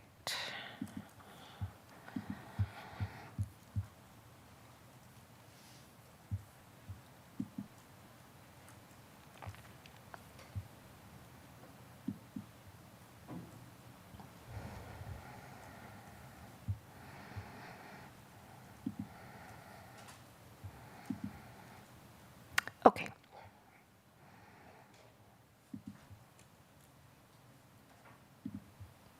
Sorry. I was trying to get Greg added in. Okay. I'm ready now. Megan Miller. Aye. Brian Anderson. Aye. Tia Jensen, if you're still with us. Okay. Amy Levy. Aye. Greg Schneider.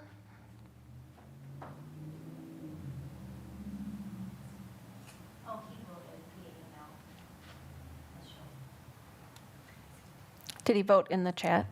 Sorry, just so everybody at home can hear. Board Member Schneider did send the Board of Education and Ms. Shope and Dr. Garrison an email that says aye. Okay, thank you.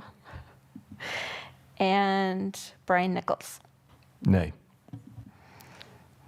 Okay, motion carried.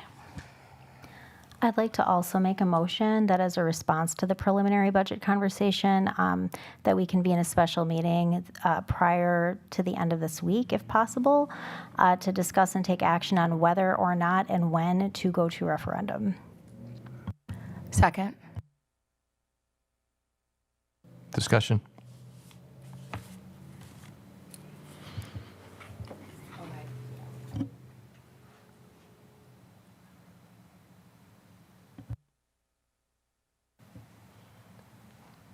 Do you have a date?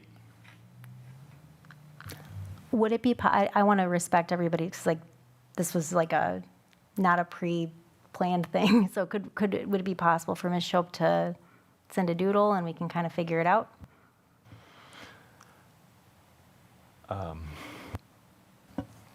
Yeah, but, okay. I mean, I'm not committed to that. What's a fair way to make sure everybody has the opportunity to participate in whatever capacity they're able? Okay, yeah. Unfortunately, I won't be able to participate, period. I'm not going to be available Thursday evening, or Friday evening, so. I can't speak for Board President Johnson. I can't speak for, I'm assuming Greg can be available, but I don't know that. So, Mrs. Shope, could you do a doodle poll, I guess, starting, it has to be at least Thursday evening. Thursday, Friday, Monday, Tuesday, Wednesday.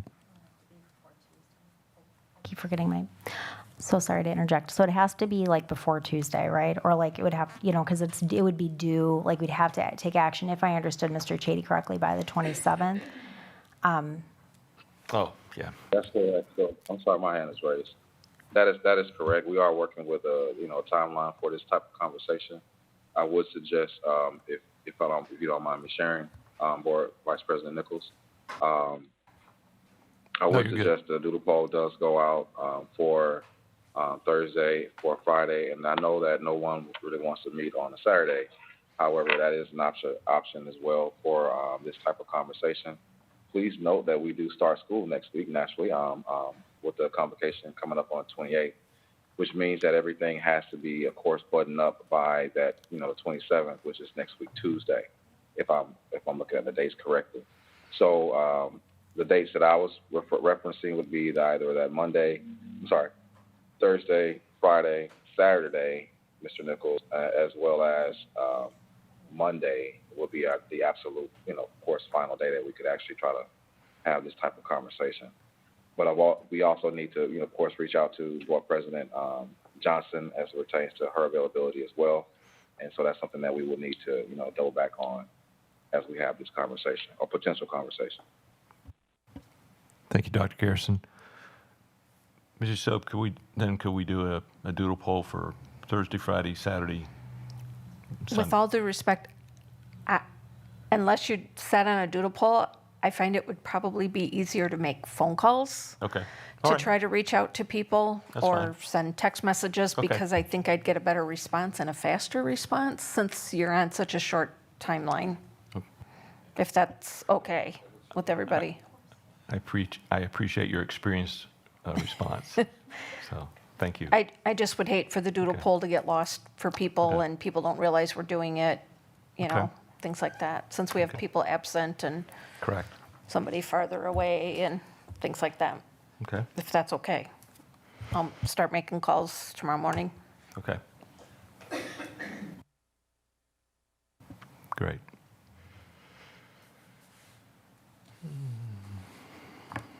And I'm sorry, may I also clarify, the motion was to move to convene a special board meeting to discuss when and if to go to referendum, preferably by the end of this week? Yeah, so I was just, the notes I jotted down, which please correct me if I misstated something or if this isn't adequate for the motion. I just had written down, just as a response to this agenda item, the preliminary budget conversation, I would like to make a motion to convene a special meeting to discuss and take action on whether and when to go to referendum.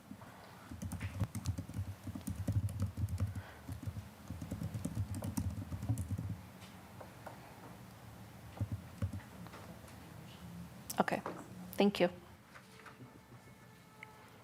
I believe we should have a roll call vote as well.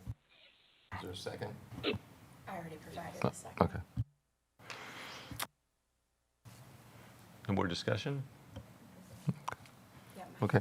Oh, Board Member Levy? Thank you so much. Dr. Garrison, would you be able to have legal on standby? So if we are able to meet and generate this question, I just want to make sure that it's vetted through legal so that we can meet that deadline of having it submitted by the 28th. Yes, ma'am. Thank you.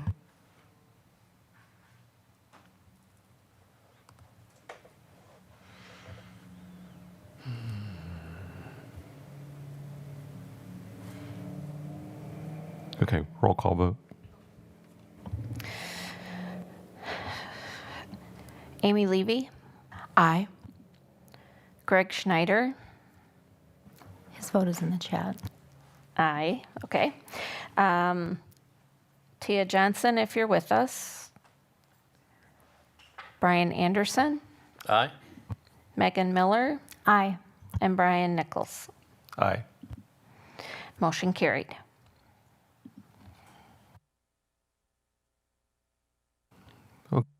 Thank you. So, Leave it alone. I lost my place. It's the cadence conversation. Sorry. Cadence. Yep.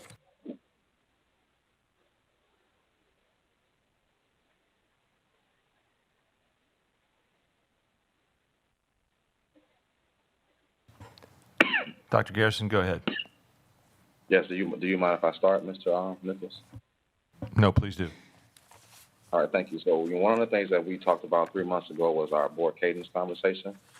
We thought that, of course, in the conversation, it was brought up that we should have this conversation again pretty much right around now in August, as it was a trial period for this conversation. First of all, let me say thank you to the Board of Education for allowing this cadence to give it a try. I do believe personally, I do believe that it has allowed us to, of course, bring more conversations to the board level for a full board discussion. However, it has not allowed us to, it has also allowed us to, if we need to schedule a committee meeting, for whatever reasons, we can, of course, still schedule those meetings as necessary. To date, as it pertains to those other committee meetings being scheduled, I have not had one for the Teaching and Learning and Equity Committee. Was not mentioned to be scheduled for that conversation. And of course, from the Business Operations and Finance conversation, I believe we've had 2. Again, I could be wrong about that. I'm not looking at all of the meetings currently. And so, again, it has not stopped us from having committee meetings. I do believe that this cadence has allowed us to, of course, keep things as succinct as we possibly can. Our meetings typically start at 6 o'clock. Typically, we went to about 8:30, which is still, a bit, one could argue, is still a little lengthy there from a 2.5 hour conversation. However, whenever there's, of course, public comment, those things do take into our time. And so I don't want that to be the deterrent from the conversation. But again, those things do take into our time when we are looking at a time frame to discuss these items. And so, typically based off of if there's public comment, those could be, 30 minutes, it could be 40 minutes. We've had some that went to about 45 minutes, I believe. And so it just depends on the space in which we are working from based off of the public comments, which then again starts our meetings at, 6:45, based off of, the public comments. Like tonight, we only had 1 comment. So we were able to start after we did the recognitions at about 6:23. And so it is something that we want to, to continue as an administration. Again, we can always have those committees meet, but I did want to start off the conversation and, of course, follow up with Mrs. Johnson's thought as it pertains to why this is on the agenda. I will I will mute myself now. Thank you. Thank you, Dr. Garrison. Anybody else have discussion? Before I say anything, I don't, Mr. Anderson, you're chairman of the Business Ops Finance Committee, and Greg is chairman of the TLE committee. So I think you two should probably, give your thoughts first before the rest of us. All right, I'll jump in. So as Dr. Garrison said, the Business Operations and Finance Committee has met a couple times, outside of these normal meetings, even with the cadence change. So it hasn't been a deterrent to being able to do that. It's worked out pretty well, in fact, on either doing something at 5 o'clock before a regular scheduled board meeting or on an off Tuesday when we don't have our regular scheduled meeting. So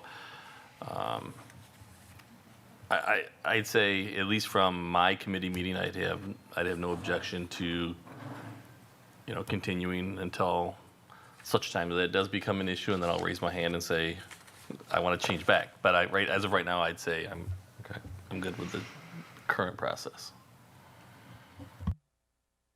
Thank you. Board Member Levy? Oh, I thank you for the recognition. I'm completely fine with waiting until Board Member Schneider speaks and you as committee chairs. Good with cadence the way it is, and he will schedule a TLE meeting. I just saw that come across the screen, but it went away, so I don't think I touched anything. But anyway. Okay, perfect. Thank you for that clarification. As much as I am enjoying the 6 o'clock start as opposed to the 5:30, I actually prefer the old cadence that we had, which seems kind of odd saying because it is relatively new. I think that is the key to streamlining our regular board meetings. If we can offload that work and have it start in the committee as our standard routine, I think a lot of things can be fleshed out. And then when the information comes to the full board, it can be an overview. Perfect example of the presentation Dr. Chady gave this, or Mr. Chady gave this evening. If that is worked out in committee, then anyone who wants to attend can. We have access to that information information. And then when it comes to the full board, it's a high-level overview, and then we're able to ask questions. I think that's how we streamline a regular meeting, which I am desperately wanting to have happen. So I would like for us to go back to our previous cadence.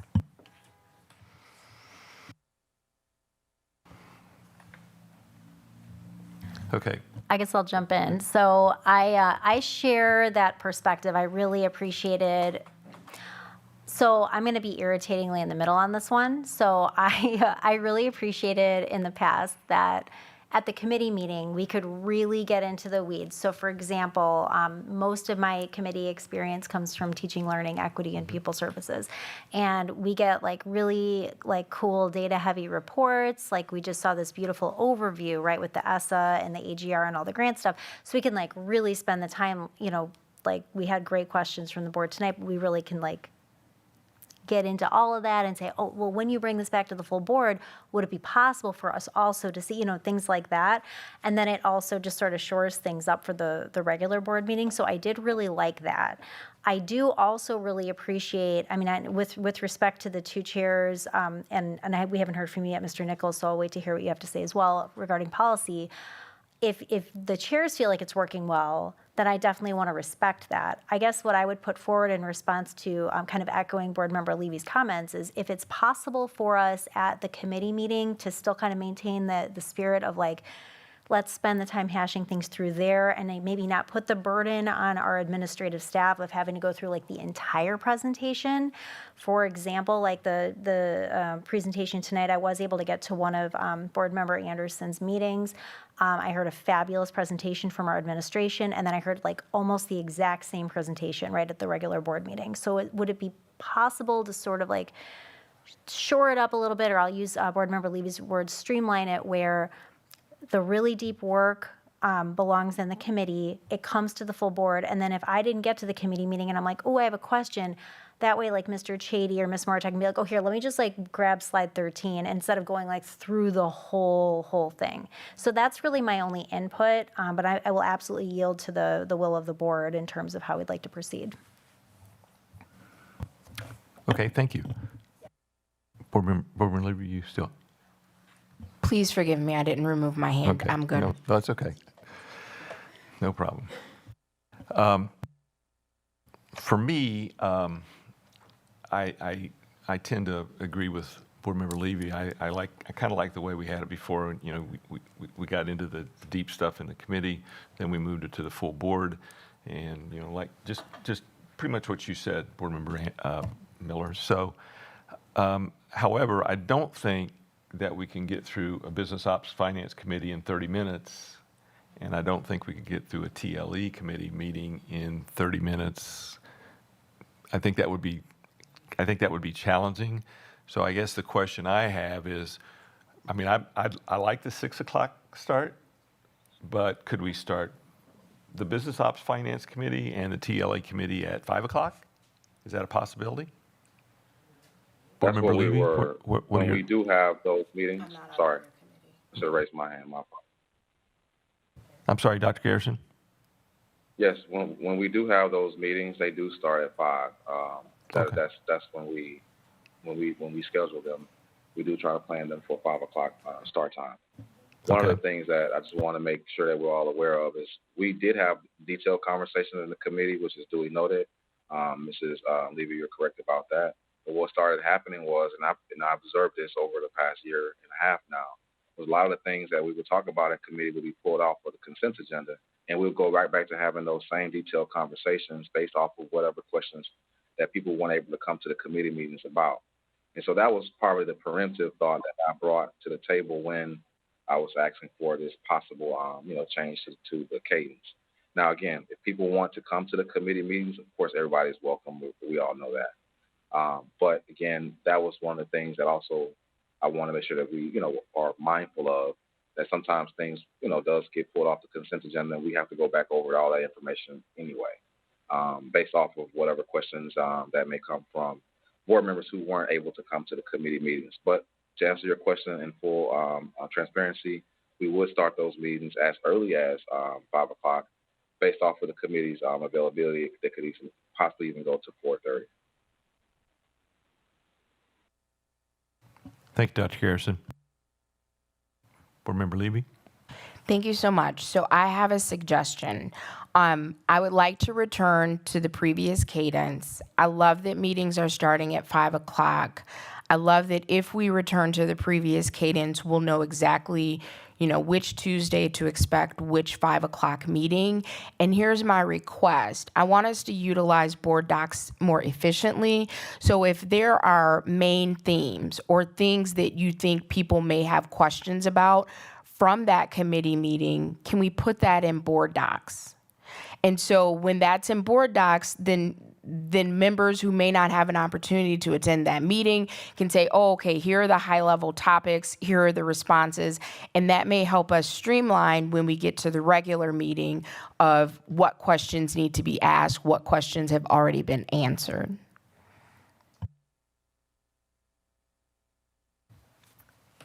Board Member Miller? That's a really interesting suggestion, and I need to think that through a little bit. I had my hand raised for a different reason, but I want to kind of chew on that. So I actually think I might have like a meet in the middle. And when I was looking through policy prior to this meeting, just to kind of, I had some concerns going into our budget meeting, which we've already addressed. But, one thing that I stumbled upon was, let me make sure I have the right one. Here it is. Policy 224 and then Policy 224 Rule 1. And the name of that is Board Superintendent Relations. So it delineates kind of just like duties. It highlights things like mutual trust and respect, good two-way communication, shared mission and goal. And actually Rule 1 has some really interesting details that we can chat about later. The reason that I'm bringing that up is I wonder if, so I'm willing to kind of chew on what Board Member Levy just said, but also maybe as like an in-between, if board members could make a commitment, like in sort of exercising our own norms, to ask the questions ahead of time. So like I see like what's happening at Board Member Anderson's agenda, whether or not I'm able to attend, right? And I have access to those documents. So if I can get to the meeting, great. But if I can't, maybe I can say, hey, Chair Anderson, Mr. Chady, and Dr. Garrison, like I'm not going to make this meeting, but one of the questions that I would have at the full board would be this. And then just sharing that out. I mean, in the past, what we would do is, whether it was the administrator or like whoever was chairing the meeting would say, oh, Megan emailed in earlier, and this was her question. Here's the administration's response, because then it serves the purpose of being transparent with our community and like, having that full work. But also it's kind of a time saver. And I think that with Dr. Garrison, I really want to honor what he had to say, because I think we sort of lost that norm and that practice. So maybe I would be comfortable, because I do want to respect what our administration wants. Could we try as board members, we kind of try that out? And then if we're able to get those questions answered and there's not the redundancy at the full board, maybe I would love to maybe go back to having that opportunity to have the meeting at like what Board Member Levy suggested. Was that's like too confusing? If so, I'll step off that point. But I just thought it would be nice if we could just like honor everybody's time and respect what everybody needs from us. That would be really cool. Go ahead, Board Member Levy. Thank you so much. I am absolutely down with everything you just recommended if we can get postings prior to Friday. That makes it tough. So if we could even get a posting on Wednesday or Thursday, then I think that would give board members enough space to digest it, ask questions, get those submitted. And I'm completely fine with, again, if we want to utilize board docs, because I know sometimes we get an email and say, these people had these questions and these are the responses. I would love to do that as an attachment in board docs so the community can see these are the questions the board members are thinking about and these are the responses that administrators have. And hopefully that's not putting too much work on someone other than me.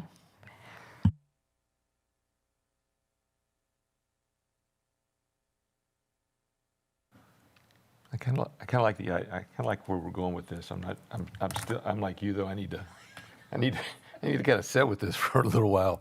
But I think Mr. Chady, if you don't mind me using you as an example, I know you've done a great job of responding to Business Ops Finance Committee questions and other board member questions about the business the budget or whatever. And would you be able to put that in board docs? I mean, tie that in? Is that? If that's an available option, which I don't know if it is or isn't, but I certainly could, right? Okay. Mrs. Shope, is it? Yes and no. So he could Oh, answer good. the questions in like a document, but then once the agenda's been posted and the item has been posted, he would have to send that to me for me to upload or to Donna for her to upload, because once his agenda item has left him and been approved by Dr. Garrison, he can't amend that agenda item anymore because it's gone to a higher level for approval by Dr. Garrison. But because Donna and I control board docs per se, we can go in and make adjustments to those reports. So we would be able to go in and attach something to that board doc item on his behalf. And we'd be happy to do that. Just like to the legislative item, Megan will send her legislative report in, or Amy would send her legislative report in, and we can then make that attachment happen. So we could do something like that. If there's questions asked and answered, then we can add that as an attachment, however the board wants that to appear. Okay. Go ahead. Thank you, Board Vice President Nichols. What I would just suggest is under board action / discussion items, if our new standard A could be previously asked questions. That way, if there are multiple questions on multiple different items, you don't have to go into each item and attach the response individually. There can just be prior questions and then upload the document, and then here's all of the information, if that would make people's lives easier. And we have met our obligation to have this discussion, but we can absolutely postpone the decision of whether or not we're going to change the cadence to our September 3rd meeting or to a designated future date, because I totally respect if people want to process the information and kind of think about that before they make a decision. Board Member Anderson. A couple of questions. Bishop, so if we were to do something similar to what was just discussed, would that trigger a need to repost the agenda because it's public information? Not if it's an attachment. If the agenda item is out there that questions, like if we labeled the agenda item, and I'd have to come up with a better title, but if the agenda item referred to responses to board members' questions regarding items on this agenda, so they know, so the public knows we're not adding any new items.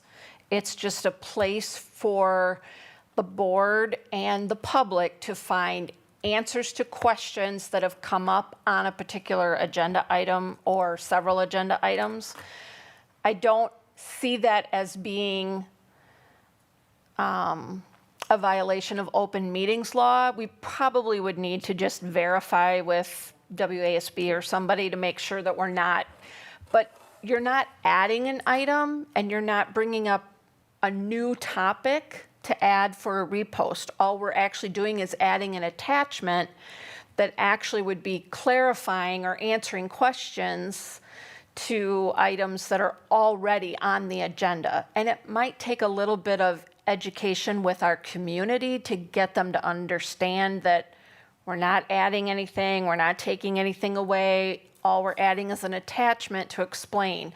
So for instance, on tonight's agenda, if a board member had questions about something on the Todos Unidos item, you know, we're not needing to repost because you're not adding anything to Todos Unidos or adding an item called Todos Unidos. We're just answering a question about that presentation.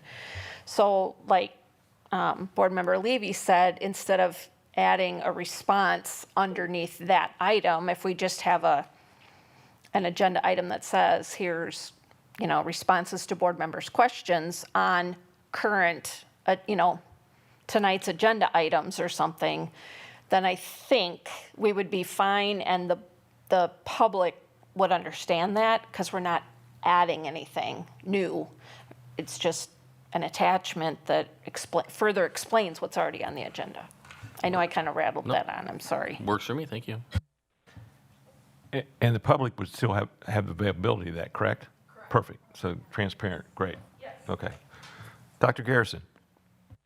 Sure. I mean, I just want to make sure we're, keenly aware that that's still a lot of moving parts based off of when questions come in, based off of when things are posted, based off of when, the board members may read at different times.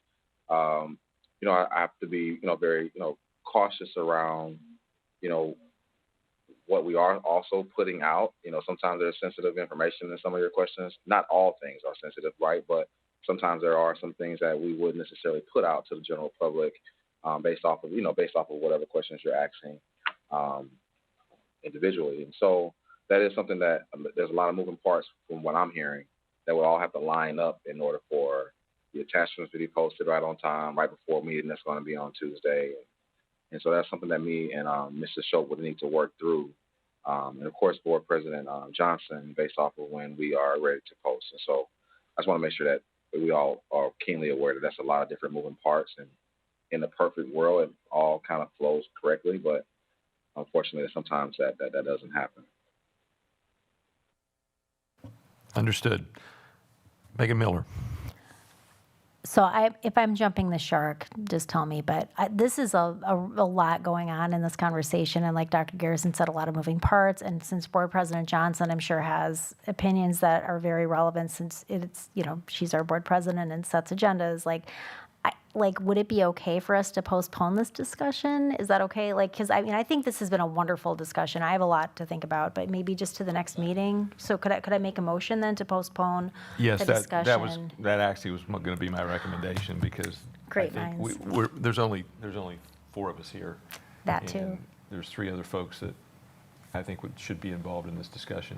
I fully And, agree with that. All right. So I'm going to try making a motion to postpone this agenda item. Here, let me actually read the agenda item. Okay, so I move that we postpone, the board agenda cadence discussion to the next meeting, which, can someone help me out on the date? September 3rd. Okay, first day of school. For Tuesday, September 3rd's regular board meeting. Second.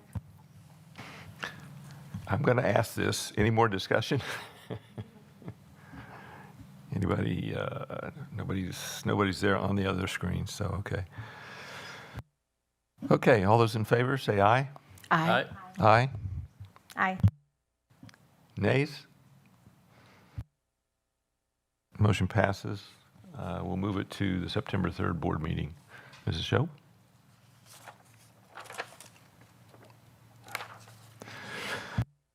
Next item is 6E, WASB resolutions. And Board Member Miller, you're going to bring us up to date. Yes. Okay. We should definitely write one. And so I have about a 2-minute little spiel. But before I go on my 2-minute spiel, does anybody here, or if Board Member Schneider participating from a distance, does anybody have an issue they feel strongly about in terms of making the recommendation to WASB? And just to quickly recap, when we make a resolution to WASB and we pass it, it's then considered by the entire state association. And if they decide that they agree that our resolution should be prioritized, it then is sent to the convention in January, where it's voted upon by delegates. And if it made it through that process, it would become part of sort of their legislative agenda. So if it's something that we would like the state to prioritize, the State Association of School Boards, right, to prioritize in their interactions with legislators about the decisions they make that impact public education, right? That's why we would write that's why we would write a resolution. So does anybody have thoughts on or ideas before I throw mine out there? It looks like I'm going to stop talking. Go ahead. Board Member Levy. I would definitely support a referendum around school funding. Yep, resolution. Thank you. I just have a clarifying question. So you write a resolution, does it go to every school board in the state? Is that where it's voted? That's an awesome question. So what normally, if we just make a resolution, we can make a resolution to our administration, like we did prior, like last year, to ask to go to referendum. We also could make a resolution and just send it directly to the legislature ourselves, which is something that I know I'm not super well versed with what every school board does, but I know that like the school district of Sun Prairie's board has a really good culture of that, and like all of their resolutions are on their website if you ever want to check them out. This type of resolution is one that goes directly to WASB, and I don't totally understand all their infrastructure, but they must have like a committee that reviews all of the resolutions from the state. So all of the school boards have the ability to submit a resolution. All of them get funneled into this WASB entity. That entity decides which of those then will go to convention, and the ones that are like gleaned through are then voted upon by delegates from school boards from the entire state at the convention. Okay, thanks for clarifying.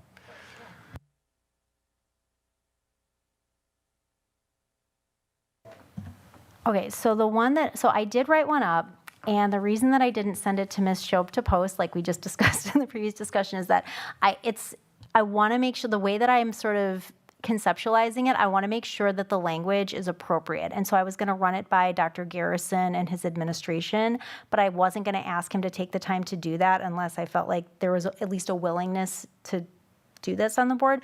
So what I had written is sort of in line, it's inclusive of what Board Member Levy said, but it's like a little extra. It's like a little extra spice on top. So I had named it Take Legislative Action on the Blue Ribbon Commission Recommendations. So I'm not going to read the whole thing. Like I do have a full draft, but I will just, for those of us who are not familiar with what those are, let me just give you just a quick background, and this is also included in the whereas kind of language. It says the state, sorry, where am I? Okay. So in 2019, the state of Wisconsin's legislature, this is grammatically stupid the way I just said that. Let me try again. Okay, so in 2019, basically Representative Voss and Senator Fitzgerald created this commission, this Blue Ribbon Commission, to examine how tax dollars are distributed to schools and to make recommendations to better meet the needs of students across the state. So the Blue Ribbon Commission on School Funding Report made recommendations in the following categories. It's a pretty extensive document, and I'd be more than happy if you guys don't mind me cluttering up your email to send you the whole thing so you're very aware of like what I'm talking about. It's not too long of a read.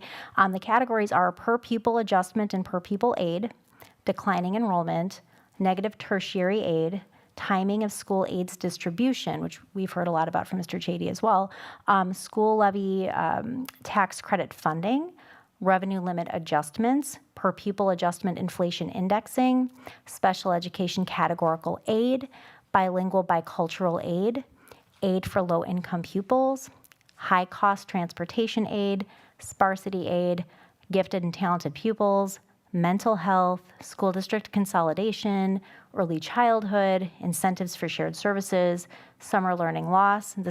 This predates COVID, by the way. Educator workforce shortage, and 2/3 funding. So I'm just going to summarize for you, and you can certainly read on your own because it's more nuanced than I'm going to say. But the long and short of it is that this bipartisan commission made recommendations back in 2019 to give us increased funding, like we just heard about all this like amazing programming we're doing, for example, here in the district for where our kids who are like bilingual or multilingual learners, but we don't really get proportionately like a reasonable amount of aid back from the state to cover those costs. So like our administration has done great work kind of doing like the financial gymnastics to pay for these programs. But one of the recommendations, for example, in this commission is like, we need to just increase the per pupil funding for that group of students because they have needs that can't be met as adequately as a student who isn't bilingual or multilingual, right? It also makes a recommendation to fully fund special education at the state level, which if you, just a little while ago when Mr. Chady was presenting, that would save us like $10 million in our budget if the state would just fully fund special education, which they committed to doing many, many years ago, which has never occurred in the state of Wisconsin's history. Last example, I'm just like looking through here to pull one out. Something that most other states have, and I don't have the exact number, but Wisconsin, I believe, does not have, is a aid for low-income pupils. So like the what is it, acronym for that is like FTE, like what we get per student. So like 1.0 FTE is like the amount, it's like a unit of funding for a student. But many other states have like a 1.5 FTE for a child who comes from like a high poverty area, because we know that there's additional needs that go into best serving that child. So there's this great report. It was bipartisan. It was called by representatives, like I said, Boston Fitzgerald, and never acted upon, even though it was very well received by the legislature. And so my reasoning in choosing that instead of just asking for funding is because I believe that this touches on like a lot of systemic issues that would really impact positively not just our district, but I think every public school district in Wisconsin. So that was my thought, and I'm going to stop talking now. And if that's something that we find palatable and are willing to look over, then I will send my draft, I guess, to the administration to kind of tweak and edit, and then maybe bring back at the next meeting if that's okay. Board Member Levy. Thank you so much. Board Member Miller, I think you did a beautiful job of laying that out. I just want to make us aware of dates and deadlines for WASB. First, let me back up. If anyone is not familiar with resolutions, if you go to WASB and put in the 2024 WASB resolution book, that was all the adopted resolutions through our last convention. All of those are available, so you can familiarize yourself with the language and kind of the scope of how those resolutions are considered. The deadline to submit a resolution for the 2025 Delegate Assembly is actually September 15th. So I would recommend that this is an agenda item to be presented for the full board at our September 3rd meeting. And then much how we do, no, actually, I am not looking at my calendar correctly. If we can make sure that the resolution that you submit to the administration with edits is sent out to the full board as soon as possible, and then hopefully everyone can familiarize themselves with that, and we can make a decision on the 3rd, or if we need to have a special meeting, which hopefully we don't, we can plan that to beat the September 15th deadline. And that is a hard deadline. I actually sit on the Policy and Resolution Committee for the state, and we are meeting Friday, September 27th in Madison to begin our review of the selection for what will go on to the convention floor in January.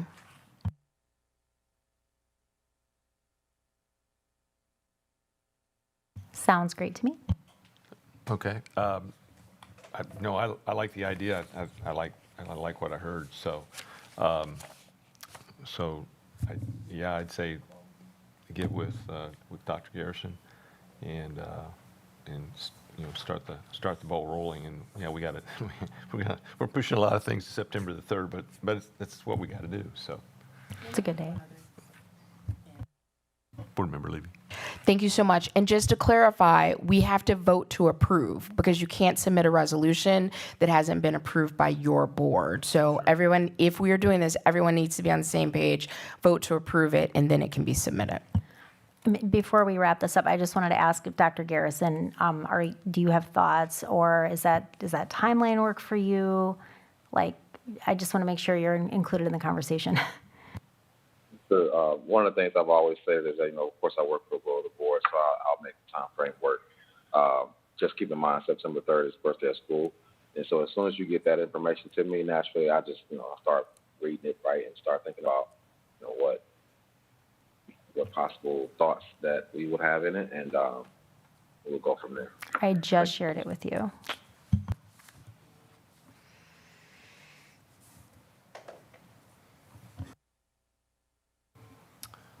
Okay. Well, this was listed as an action discussion item, so we don't need an action. We just discussion, and then it'll be up on September 3rd. Thank you so much for your time and thoughtful consideration. Sure.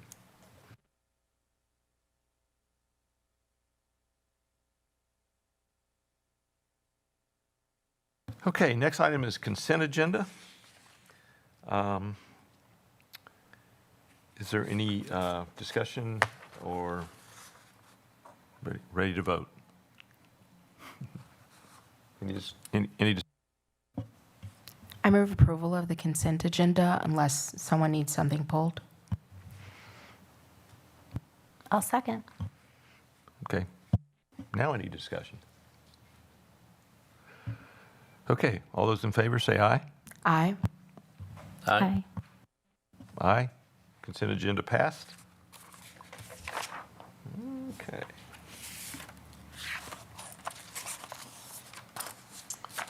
And that brings us to our next meetings, right? Oh, HR. Future meeting dates. No, future meeting dates. My apologies. That's okay.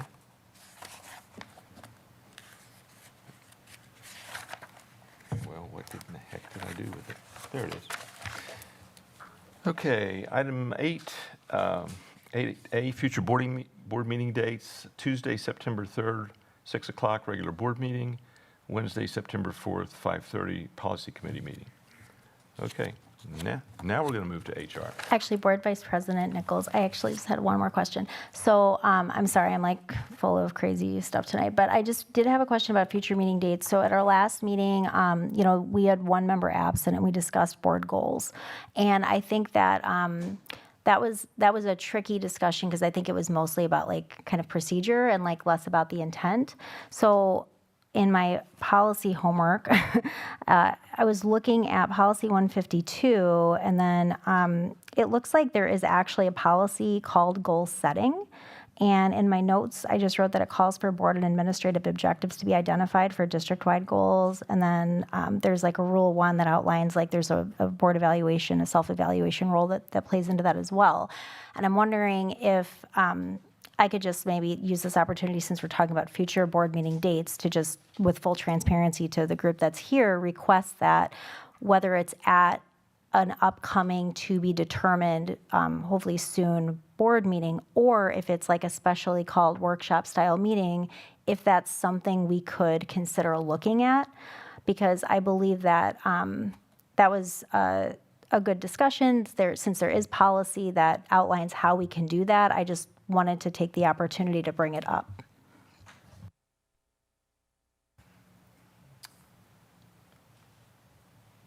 Okay, but bringing it up in relation to what item? Well, since it's called future board meeting date, I don't know. I guess I didn't know like a good way, since we don't really have a mechanism on the board right now to request an agenda item be posted. I just figured it would be good just to ask at a board meeting when we can actually take action, so. I mean, if you want, we could use the same policy that we did last time, and just like, if we agree that we would like to do that, we can, I don't know if there's a huge sense of urgency to that or not, where we'd have to name a date, just talk about board goals, or if that's something that I'm just like kind of taking the opportunity, because we can only do board business when we meet at a board, to introduce into the group. We can think about it, and that's something that Board President Johnson or you and Dr. Garrison could work through. I'm fine either way. Okay.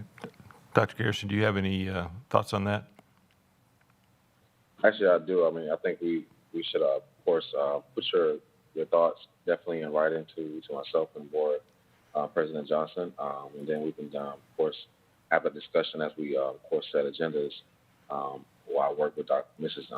Johnson in setting the agendas. And so I would prefer to put the request naturally in writing, and then we, of course, will see if we can get that set based off of, Board President Johnson's, thoughts in that as well. Right. Thank you, Dr. Garrison. Board Member Levy? Thank you so much. I am certain that all of us are interested in adhering to policy. So I just wanted to highlight Policy 153, Rule 1. I am all for board goals and for us to specify and clarify and follow up and track those. But per policy, if we're looking at Policy 153, Rule 1, let me scroll up, which is implementation procedures for evaluation and internal board operations, that before we set board goals, we need to do a board self-evaluation. So I won't go through all 7 points of that Rule 1 of the policy, but it does talk about the board will discuss an instrument to determine board expectations. The board develops a timeline for assessment. In the past, we've used school perceptions, which I think they've done a wonderful job. I would be comfortable staying with them, but completely open if others have different suggestions. But then the final point I'll highlight is that the board sets goals for the subsequent year based on the results of this assessment. So step one is the board assessing itself and then finding out what we glean from that report and then working with the administration to go ahead and set those board goals. Again, per policy based on the results of that assessment. So until we do that assessment, we would not be in line with policy with setting additional board goals. Thank you, Board Member Levy. Thank you.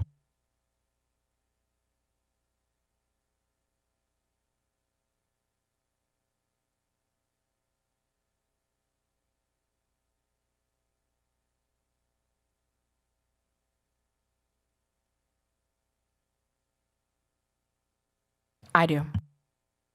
Okay.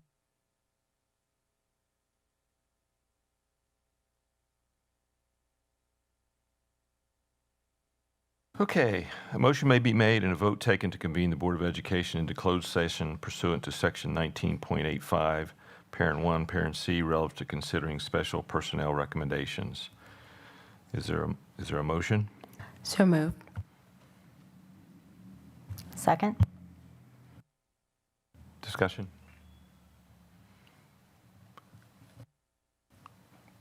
Ms. Shope, can we have a roll call vote, please? Yes. Megan Miller, Aye. Brian Anderson, Aye. Amy Levy, Aye. and can see that Greg Schneider and Tia Johnson are no longer with us, Okay. and Brian Nichols. Aye. Motion carried unanimously. Okay.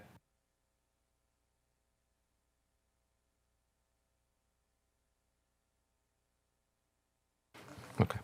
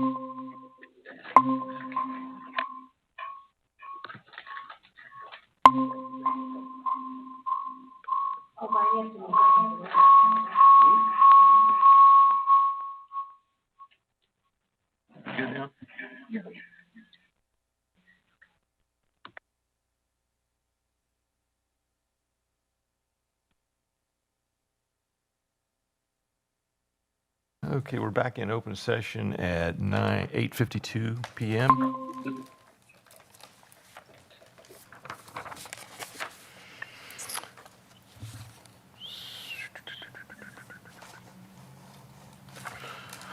Okay, we're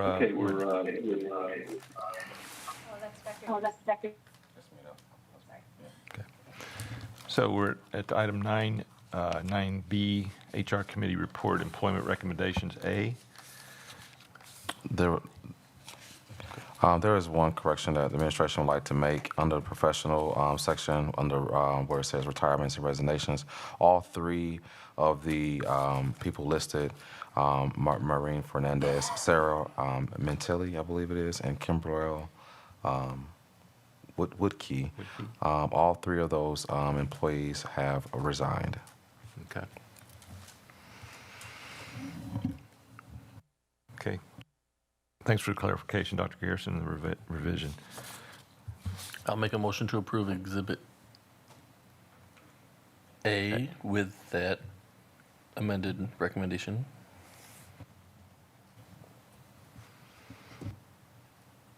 I'll second. Any discussion? Hearing none? Oh, okay. Board Member Levy, sorry. Thank you so much. I do have an open session question. Actually, a two-parter. So the first is if the administration could give some general guidance on what is meant by the Title I private school tutor. I think that's important for our community to hear. And then is there an estimate on what this expenditure may cost us? Because it just says $45 per hour. Do we have any historical data about approximately how many hours are needed per school year?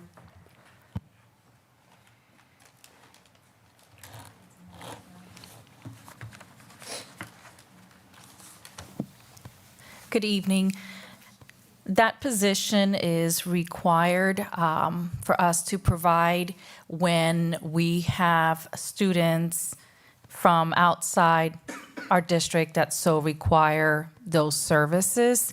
I do not have the historical data to support exactly what the cost has been, but I can definitely forward that to the board separately.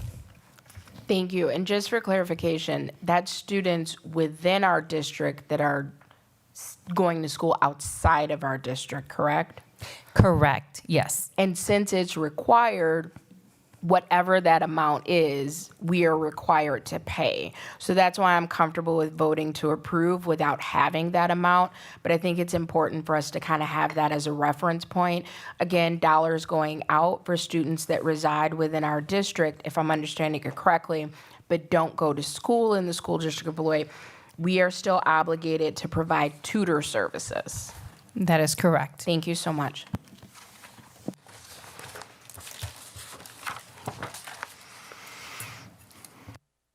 Okay, any more discussion? Hearing none?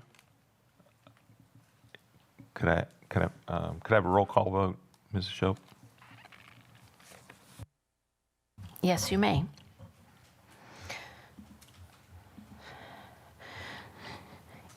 Amy Levy. Aye.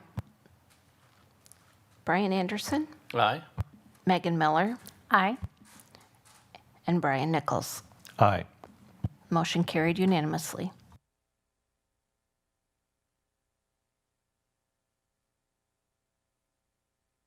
We are at meeting closing.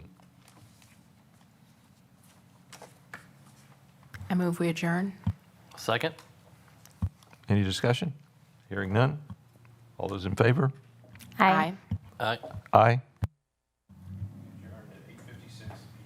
Vice President Nichols, I was going to go on the record and say great job running the meeting.